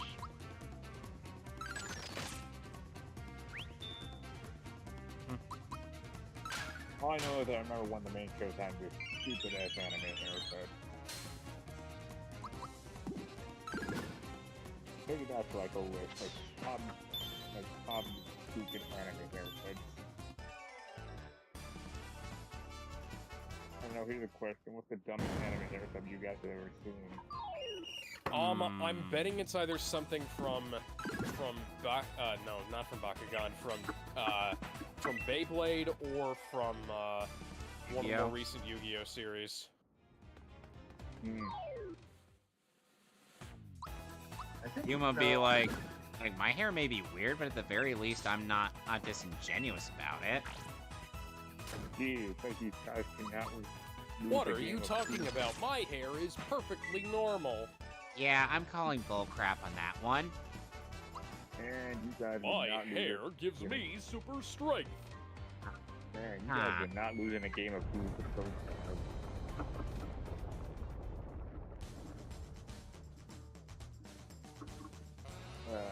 I don't even know what texture my father's Yu-Gi-Oh! So, is. Damon, Wow. who out of the Yu-Gi-Oh! Pro tags do you think has the stupidest looking hair? That's a bit of Hold a on. tough one. everyone Let me has go get a picture. Hold on, let me get a picture of all of them. straight up everybody after GX. Even Yugi? Yeah, Yugi Yuze has some weird hair. Yeah, he's got that crab hair. Who are you and what is wrong with your hair? At least Alright. it makes sense considering, you know, he's got the spirit of the pharaoh inside of him. He's a protagonist. But that was before the film. I just... It's whatever. It's the first of the series. Okay, here, I got like a picture of all the protagonists. Everything after GX, live they're trying to one-up Yugi's hair. And meanwhile, Yuma just be like, okay, yeah, my hair's weird, so what? Yeah, my Yeah, hair's weird, so what? Yeah, broadcast catch. At least I'm not being disingenuous about it. Good lord. You say be like, what are you talking about? Your hair looks ridiculous. Your hair looks ridiculous, mine looks fine. Oh, please. Your hair looks ridiculous. Mine looks fine. King of game! Yeah, King of I Days. am calling so much cap on that. What do you think? My hair Big is Astral? the most, my hair is the most normal out of the entire group. Meanwhile, it was like, what do you think, Astral? Do you think he's calling cap, or is he speaking facts? He's actually speaking facts, Yuma. Why is it that I feel tempted to call cap just to contradict you?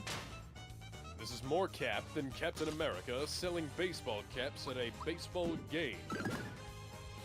Can I bring something out?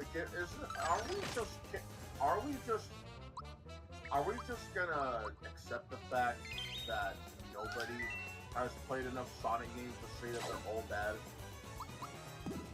I mean, I've played enough Sonic games to say that they're definitely not all bad. Yeah, same here. But think about it like this: people have throughout the entire time. I think above right about when Sonic 06 came out, people have been saying Sonic games are crap, and then saying Sonic was never good. Yeah, I remember Sonic was that. never good. I feel like they started saying that because of Aaron Hansen. And then they started saying fucking like the Sonic games were bad up until like they'll say like after Adventure, they'll say after 3. It's like, dude, how many of them have you played? Like, Because I assure you, you haven't played them all. It's always guys that are people. It's the same guys that are saying Sonic 3 is the best 2D Sonic. Sonic Adventure 2 was the best 3D Sonic, and Sonic 06 was the worst 3D Sonic, and then nothing else after that. Nothing about 1, nothing about 2, nothing about 3 About the- class. 1 wasn't the Before best game. 2D Sonic, No, obviously. but Like, you know what I'm saying, right? Like, they don't really sound like they play enough Sonic to actually... I mean, and I can forgive one. I mean, how for the first Gizmo- game. oh. I can- Alex is a huge fan of Sonic and the Black Knight, and I'm sure, or he might have been less than pleased to see Aaron rage quit so hard at Sonic I and the remember, Black Knight. I remember I saw him. One of the Aaron videos kinda he had, sucks, so- it was like he was literally just playing the fucking game wrong on purpose. Yeah. Yeah, and not Like, only Sonic and the Black Knight is not a difficult game to get a grasp of, you know? no, Aaron it's died. not. It's actually surprisingly simple. I may not be that big a fan of Sonic and Black Knight, but even I could figure that game out. I mean, didn't Aaron die to Chaos in Sonic Adventure? It's either Between him and Emil, because I know the Runaway guys did that. Yeah, but I mean, it's like they think, oh, Sonic 06 is bad. Yeah, but you realize it's mods, right? Yeah. Sonic 06 isn't even that bad in terms of, like, pure gameplay. It's bad in terms of, like, you've got some glitches, there's not enough save points. It's the glitches. No. Sonic gameplay. Sonic gameplay is probably the better one. No. Shadow, maybe. Silver, no. Sonic 06. If it wasn't for the bugs, if it wasn't for the rush job and everything, and if it wasn't for like everything that made it bad, I wish Secret Rings didn't exist. Project 06 was proof of what you're talking about, Gizmo. I think if they took their goddamn time with Sonic 06 and delayed it a bit, at least maybe by, like, at the very least, a few months, at the most a year, then maybe the Sonic game would have came out a 7 out of 10. Maybe a 7.5. But as it is today, it's the bugs and the glitches that ruin it all. You can't even go through like a loading screen without it screwing up. You can't even fight a boss without it messing up. You can literally make a sandwich while the game is loading. By the way, that's the fault of Sonic and the Secret Rings. Secret Rings started off as a port of 06. Yeah. Of 06, and then evolved from there. Yeah. It all went downhill from there. Oh, can we also say just because Secret Rings, not a great game. Can we also say that just because it sounds weird and it looks weird for a Sonic game, that doesn't mean it's bad? Sonic Unleashed. Sonic Unleashed was alright. Sonic Unleashed is okay. It's just that people want to concentrate on the werewolf thing. It's like, okay, yeah, it's fucking weird. We get that. But do you like it? Is it good? Have you played it? You know, how much have you played it? Don't be telling me that it's a bad game and be like, you haven't even downloaded the emulator for it. Alex. Oh my god, Eggman lands so hard, therefore this game is bad. Here are the games I can tell you right now, as of right now, because I played them, that are pretty bad. Sonic Math. Sonic Fighters. More people actually did like Sonic the Fighters. I'm saying this on personal taste. Sonic the Fighters. Sonic 3D Blast. Sonic Adventure DX Director's Cut. Mostly just because it's kind of a shoddy port, right? Yeah. Because of that, but I mean, it's playable, but it's a shoddy port. Shadow the Hedgehog. No. Sonic 06. No, he's right about Shadow. Yeah. Sonic 06. And Sonic the Hedgehog on Game Gear. The one with Sonic. Yeah, the Game Gear version is awful. Yeah, that was awful. So, I'm setting aside personal taste because I do like Shadow the Hedgehog. I do like Sonic the Fighters. I have a soft spot for 3D Blast, for the Genesis version. But here's what about Sonic Labyrinth? Sonic Labyrinth is also bad. Okay, again, setting aside personal taste, these are bad Sonic games. But here's the thing, they're really concentrated on those games specifically for some reason. I get that nobody likes Shadow the Hedgehog because he's edgy, but if that's the only thing that makes you hate him, you really don't know Sonic. No, the game that's also had a really good soundtrack. Like, it had a good like soundtrack. The main theme, the fucking neutral and hero themes were great. It had a great selection of weaponry you can take from the bad guys or the good guys or just from these random crates. And I like the fact that you can literally choose from being a bad guy, a good guy, or someone. Yeah, none of those choices matter because of the true ending. No, they're all are different enough though. They can actually. Yeah, but there's a true ending though. Yeah, the true ending is also something to keep on playing it for too. I like that. What sets that game aside though, and many people say it's bad is other stuff, like the fact that there is no. I like the fact that there is no clear story here, and they have to wait years afterwards to know what the canon story is. Well, no, there is a true ending. Yeah, but that's the thing. Nobody knows. Nobody knew that. But it's explicitly said true ending. That's the problem, though. Nobody knows that unless they play the game, and you wouldn't know there was a true ending unless you got all the endings, which takes up a lot of time. And I'm pretty sure not everybody has gotten the true ending. Let's be fair. I have.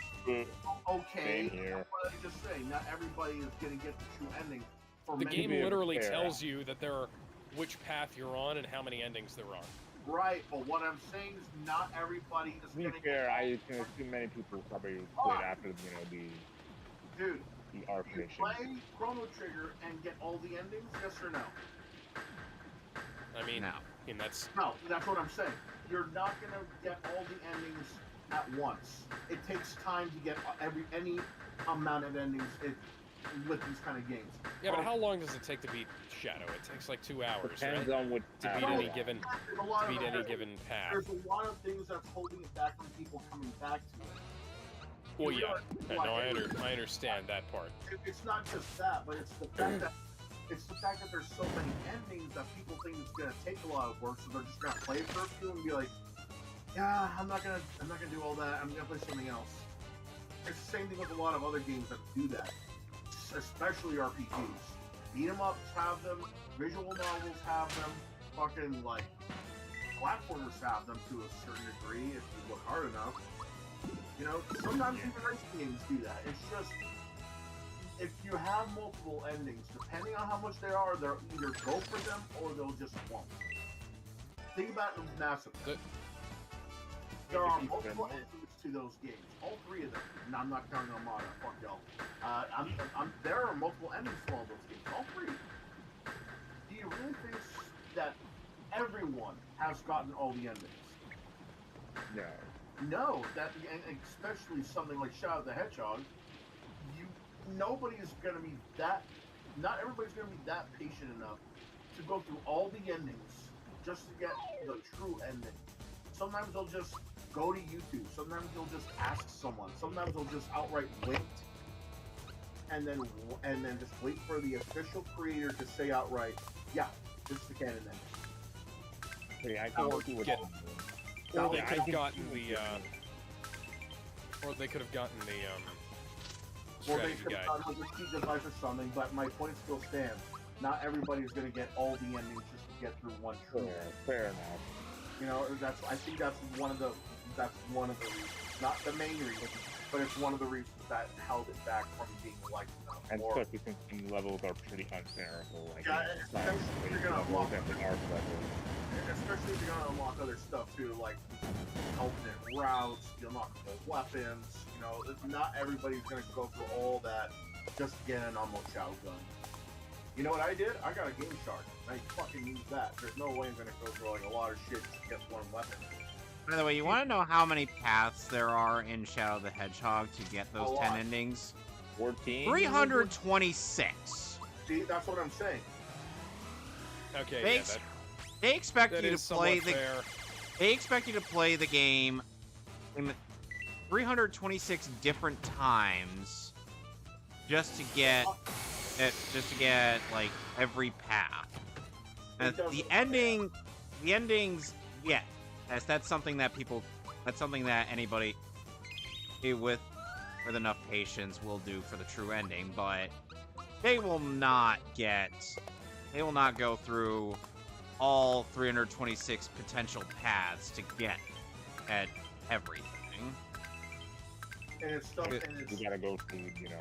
Okay, yeah, that's kind of like how like you can hypothetically get like 50 or 60 different neutral routes in Undertale before you actually get to like true pacifist. Right. You know. On the genocide. Yeah. Yeah, it's like it's stuff. Because like there were 1,000 different permutations of every single neutral ending in Undertale. hell you could go through.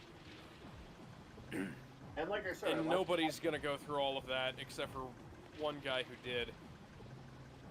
And like I said, I like Shadow the Hedgehog. You know, I have a soft spot for it, but I can set aside personal taste and just outright say that it's a bad game outright.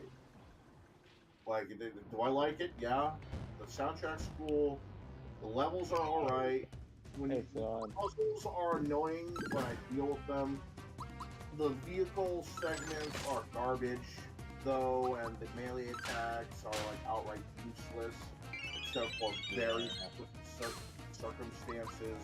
The bosses are samey depending on which paths you take and how many times you take them. The partners are outright useless, which is kind of odd that they're with you at all. Not counting Maria and not counting the Eye. Black Doom.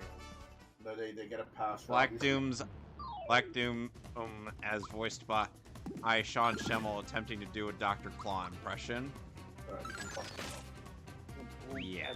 But you can see why I'm very skeptical whenever I say, "Oh, Sonic games are bad." Really, dude, all of them. I mean, well, that's you say about any game. Because they play the 16-bit ones, a couple of the 3D ones, and then that's it. It's like, dude, really? I mean, you don't have to try them all, but there's more than that. People keep on sucking Sonic 2's dick too. Like, dude, I get it, but it's not that. It is not that amazing. Well, funnily enough, Gizmo, some people, back then, Sonic 3 used to not be in the, considered the definitive Sonic game. It used to be kind of, leaning towards Sonic 2, actually. I think Sonic 2 is the best 2D Sonic game on the Genesis. Sonic 3D, it's close, but the thing is, if you want to make it the best, you have to literally get the Sonic and Knuckles cart to make it the best, because then Sonic 3 also has more glitches than Sonic 2. Does it? Yeah. Go back and watch my Sonic 3 playthrough and see all the times that I wound up getting my, like, clipping through the fucking stage, you know?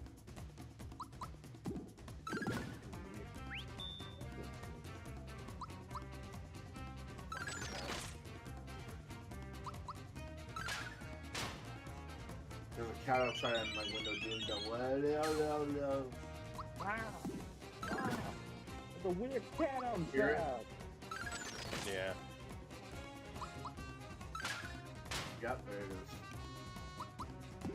Give it a bit. Yeah, there you go. Yeah. No. Here's another thing though. Stop sucking the 16-bit Sonic's dick. You know what? I think it's kind of like the same with like you keep talking about how Generation 1 was the best Pokemon and everything. No, when it comes to Pokemon, I can understand more why they would consider Gen 1 the best. It was simple. It wasn't. Especially since Pokemon didn't innovate a whole bunch after G1. I mean, it was like there was G2, and then there was like what? Like, when did the games improve dramatically? Hey, we had the same fucking still sprites for years. It was. I mean, hold on. It was like the first one was great. It innovated by being able to trade Pokemon, as well as using an internal clock, because thanks to the battery that was in those games, so you can capture different kind of Pokemon at different times of night and day, which I was kind of liked. Then it went to the Advanced series. They carried that over to there. And then now you're able to do other stuff like capture rare Pokemon now, as well as capture Pokemon in the water with a Go rod. to the next room. Oh, thank you. And then it was very helpful. The berry thing, which I thought was kind of nice. I think it wasn't like a big thing, but I think it was kind of clever. I mean, you were still able to Pokemon, and you're able to put them through contests so you could win items. By the way, Alex, they stopped using still sprites in Generation. Black and white. Yeah, black and white. Yeah, that was That was also the last Sprite generation as well. Yep. So right about the time they actually managed to make it worthwhile, well, they fucked it up. I think it was right when they made. I think it was right when they released X and Y. They stopped innovating. Yeah, they stopped giving a shit. I'm not gonna say anything about the Pokemon designs though, because if you're able to make a Pokemon out of a heap of garbage, that's a lot of imagination. Yeah, a lot of people. Yeah, I know that Chugga Conroy ended up redeeming Garbiter in some way. Like, think about it like this. You could have come up with some stupid powers, and they're stupid. But you make a Pokemon, a stupid Pokemon, you still came up with an entirely different creature. Yeah. Oh, what's your power? What's your power? I can blink fast. I can climb that stuff. Alright. What's your power? I can turn anything into chocolate. Well, Alex, now I can finally end the main game of Mario RPG. That's Cool. So, let's go do it. But then when Smithy's not that hard. Smithy's not that hard a boss fight, so this won't take long. But then it's like you do with Pokemon, it's like, okay, this Pokemon can blink fast, it's for a reason. He's a Pokemon that's literally just an eyeball on legs. I mean, remember Muck?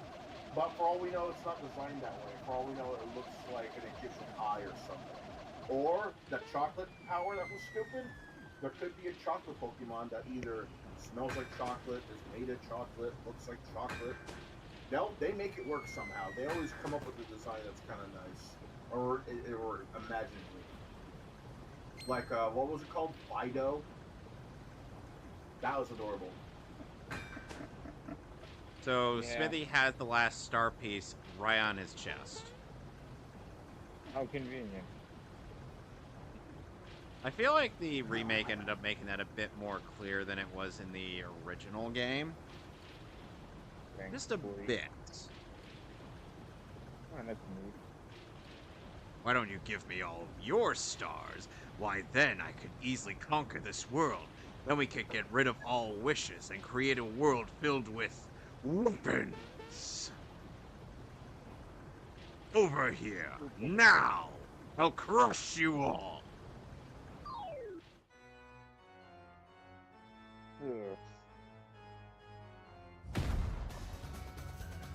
Here's a quick question. Has there been that one game that you really liked but it's kind of hard to go back to because of one section? That you kind of have to get over? You know, like, say, I get, for instance, 2 examples, Mega Man Battle Network 3 and Paper Mario.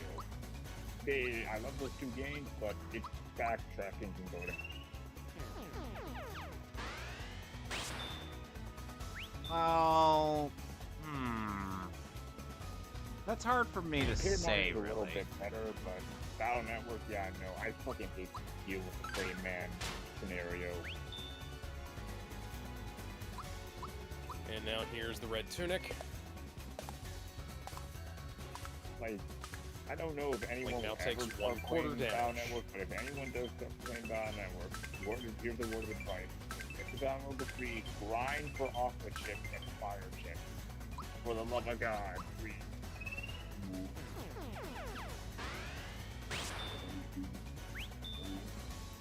Trust me, you'll save yourself so much backtracking.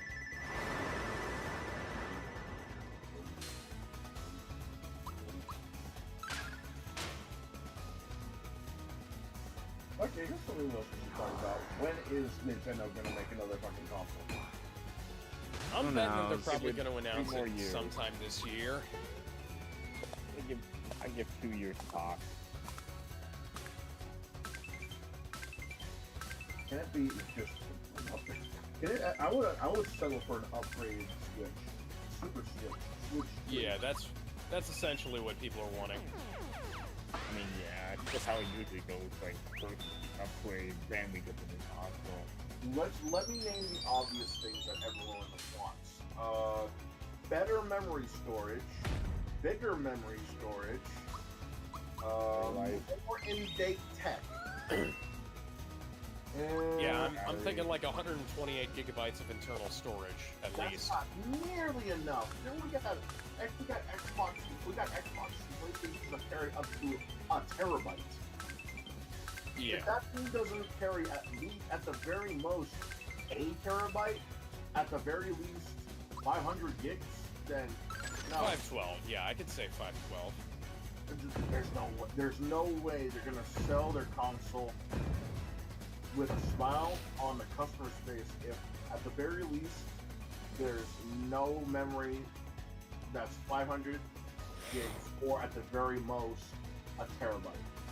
We just built this yesterday. Like, dude, we have Egos that can hold more memory. Egos. Well, that's not by stock. Like, you have to install an SD card for that. Right, but goddamn, at least they can hold more than the Switch base model. Maybe not the OLED, but the fact that it can hold more memory than the base model, that's not a good thing. Well, you can expand the Switch out to a terabyte with SD cards. Right, but I shouldn't have to keep doing that though. No. I understand that. It's fair it's fair if I have to expand it myself because, let's say, the Switch has under 100 and something gigs. Okay, fair. But counterpoint, why does it have to be under 100 and something gigs? They made something that's a hybrid of a home console and a portable console. You should be able to put in storage that is the equivalent of a modern-ish PC. Yeah, I'd expect at least like, I don't know, at least like 512 gigabytes, Xbox One original level of capacity in terms of both storage and graphics. Or at the very most, original Xbox One. That's what I said. Well, you said original Xbox. No, I said Xbox One original model. Yeah. Yeah, like 500 at the very least, 1 terabyte at the very most, because it's just ridiculous. So, dude, how weird was it? Well, 1 terabyte flash chips are pretty good nowadays, so... Right, but you shouldn't have to keep buying them over and over again. No, I'm saying that they're pretty cheap. So you can probably...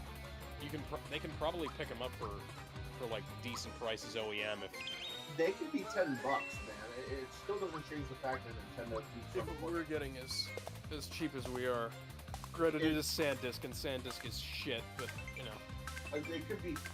It could cost as much as $10 to buy. It still doesn't change the fact that Nintendo keeps on putting in a low storage in their consoles from the N64 onwards.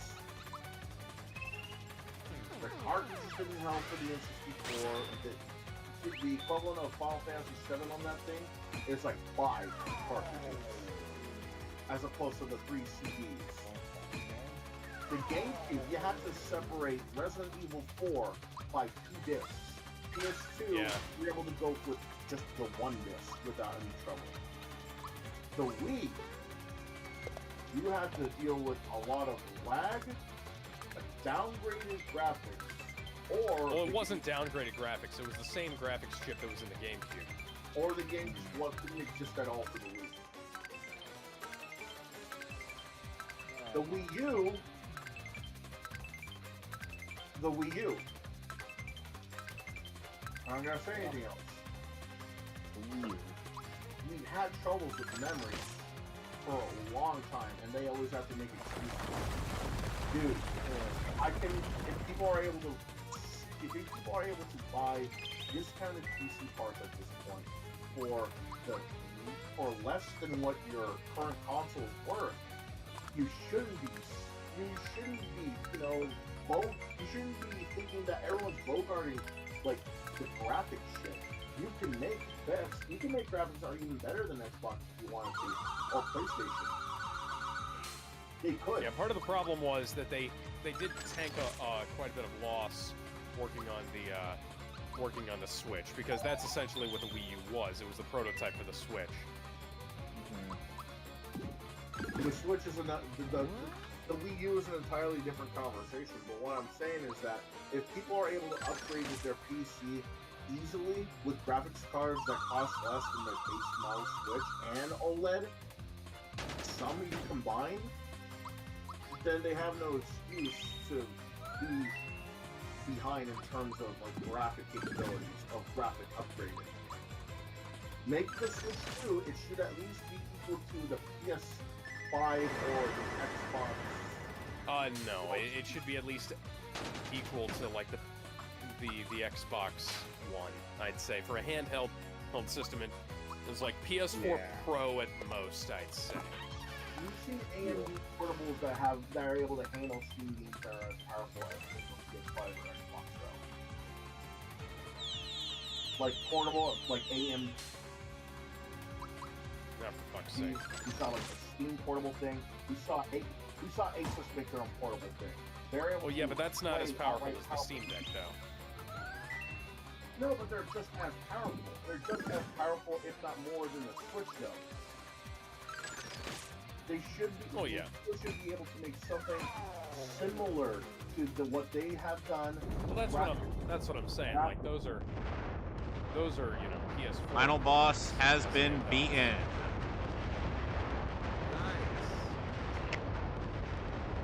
Sorry, I wasn't talking much. I was trying to concentrate. It's perfectly understandable. Now we already had that with Cool-X. Damn it.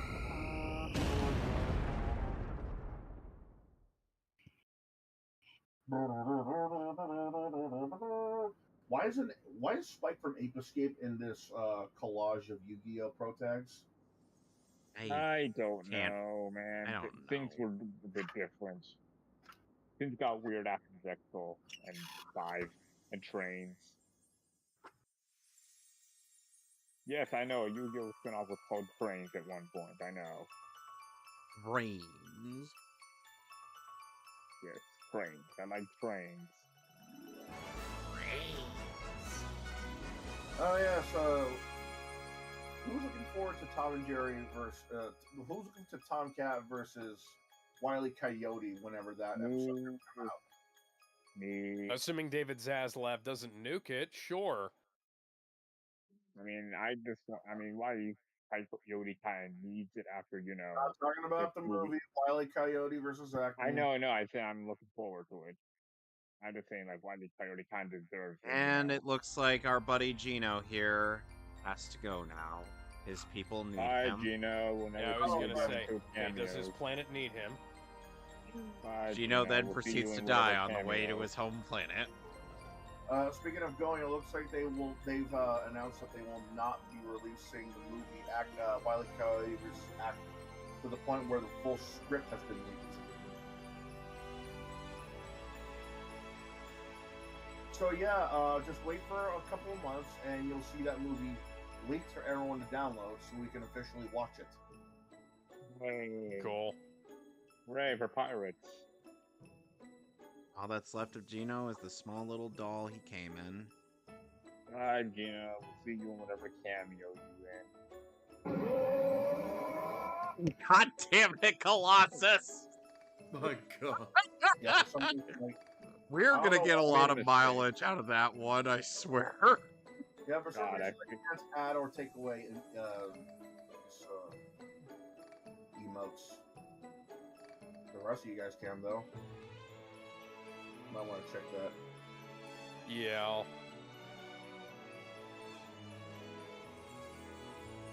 You watched it? All right, Gabe. What a fucking weaselly little liar, dude. We know you are. The Star Road was finally restored, and peace has returned to the Mushroom Kingdom. You know, Bowser, you could keep that giant sword in your castle. It looks like a good aesthetic. Oh, wait, never mind. It's rusting away. Stop being horny. You know, that would have been useful during Bowser's Inside story. Stop being horny. What, he just busts out the And giant now we've sword? rescued the princess. Stop being Unlike Mario, my princess was not in another castle. Stop being horny. Hey, this is actually good timing, Alex. Yeah. Both you and I have actually beaten our games today. So now we're just I going got through. the Triforce of Power from Ganon, and I reunited my Triforce with the princesses. If By the you way- know what I'm talking about. By the way, Alex, I have a question. What are you playing? What are you gonna be playing after Zelda Ooh. 1? So, I have a couple of things in mind. I've been meaning to get around to playing The Last of Us. Oh no. Oh no. The original Last of Us. Oh And no. we can never forget our reaction to when Joel had decided and we found out that Naughty Dog was gonna kill off Joel. We're shooting for a Joel in 1 at Naughty Dog today, guys. What's the other point? Oh my god. I gotta play Last of Us 2 before Last of Us Season 2 comes out. Because, I really want to see what the fuck is going on with that. Because Pedro Pascal has said that he's had a blast filming that series. And, you know... I mean, Make I it can see where you can have fun with it. I wonder if they wised up and realized that they needed to have him in the fucking show more often. Just make sure you get a physical copy, so once you're done, you can quickly return it and get your money back. Okay, so Gizmo, I've had my physical copy for several months now. Actually, Yes. for over a year now. So you have got the it PS. on- You're I got playing it the on PS4 discount. version, right? You're set. Yeah. Good.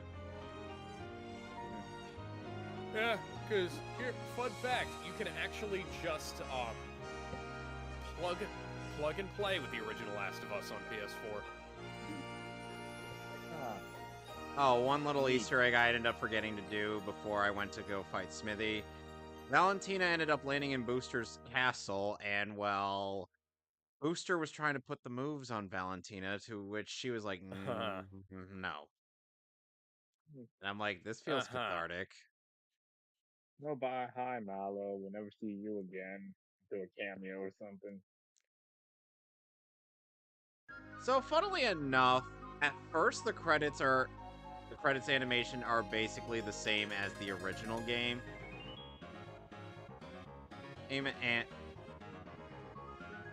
And with Luigi leading the parade like he does in like he will in Paper Mario. Yeah, so now it automatically saved to the second quest, but I'm not going to play second quest, not right now, anyways. I'm just gonna let the credits play out. Yeah, rest in peace to Janet Burgess, creator of the Backyardigans. That's sick. Passed away at 72. That Oof. sucks. Well, I mean, at least she lives long. At least she lives a long life. Rest in spaghetti, will never be spaghetti. Sad that she died. At least she And lived a long life. professional wrestler Sting has retired as of last night. From AEW. AEW, yes. Yeah, when is he gonna move on to another wrestling company and say he's retired from that too? Well, I mean, there's nobody left. Like, he left WCW when they died. He went to TNA.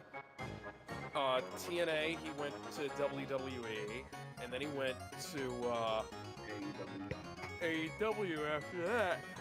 He's pulling a And there's reflect. nobody left. Like, he can't go back to TNA, can't go to Ring of Honor, because Ring of Honor is AEW these days. I don't see him going to New Japan. Why wouldn't you though? What were you saying, Kevin? Kind of interesting how they were able to. I wonder if they actually went back and reanimated some of this stuff up to fit in a wider aspect ratio on 16:9. Maybe. Because it doesn't seem like there's any real cropping going on here. Maybe. Booster now has the Koopa Clown car, and Bowser is just not having it. Oh. Oh, Bowser. So apparently the new head of live-action film at Disney is named David Greenbaum, and he's approaching each film as, does this film need to exist? Oh, Thank fucking God. Good. Thank Somebody's fucking making God. smart. Somebody's actually making smart decisions. Yeah. just And released apparently, rather than being named Star Wars Episode 10, the new Jedi Order, or the new Star Wars film is going to be solely standalone. Though I can't imagine Daisy Ridley would want to come back after the production of the first 3 films gave her literal ulcers. Now, the rest of the credits will be in the remake style. Cool. Very curiosity, Kevin. Out of all the Mario RPGs, what do you think? My favorite would have to be between Thousand Year Door and Bowser's Inside Story. Powerful or the Shadow King or the Equinox? Pretty much, yeah. Yeah, those are good ones. Bowser's I will say- Inside Story is great. I will say underrated the Carnage and Time for Streams were actually really fun. That That's a game. good one, too. Okay, out of all the Mario RPG, all the Mario and Luigi games, that one needed That to one- be remade the most. Yes, we can all. We really needed to improve on that game's mechanics quite a bit. Because I did like with like with the the shooting things that kind of where we were actually helping the bad guy. Yep. I will admit, The I meaning behind what they were constantly say. saying throughout, that is also a really good twist. Because they're just saying Part of the destroy, time- destroy. Man, if only part of the time game gets better, it's actually a pretty good story here and there. Yeah. I think it's like one of the few times I actually like a time travel story that doesn't, make my head explode. Oh, Mallow. You're so silly. Bye, Mallow. Bye, Mallow. We'll see you. Oh, hi, Bowser. Whenever. Oh, wow. Oh, Mallow. we'll Shout see Factory you. is going to release The Island of Dr. Moreau on Blu-ray. huh. Out of all movies, Mm-hmm. well, it's not like it's not an important movie. Killer Clowns from Outer Space is coming to 4K. Woo! They're putting out Dracula 2000 on Blu-ray. Wow. I thought nobody remembered that movie. Yeah. Where are a you, movie Drac? called Orphan, Where which are I've you, never heard Dracula? Where's my of. goddamn Ooh, Addams money, Family Dracula? 1 and 2 are getting a double oh no, it's not the good ones. It's the animated ones. What? Movie Okay. Gretel and Hansel. Oh, what? No, That's no, coming to 4K. That's weird. no. Oh, I got a bet. No, here's the actual. I know you're here, Dracula. You big fucking nerd. Where's my goddamn money? Random bullshit. Go. everything I go, everything I see, Hansel, Hansel, Hansel, Hansel. Oh, hi, Peace Man. How are you? Wow, nobody got that. Okay. No, I got it. I didn't. Zoolander. All right. Yeah. Oh. So, next time I come back to Mario RPG, I'll just be showing off some of the extra stuff, and then that'll be it. That'll be all she wrote. All right. So until then, I'll see y'all next week for Donkey Kong 64. Donkey's Kong. Again, why, dude? Because I love it. So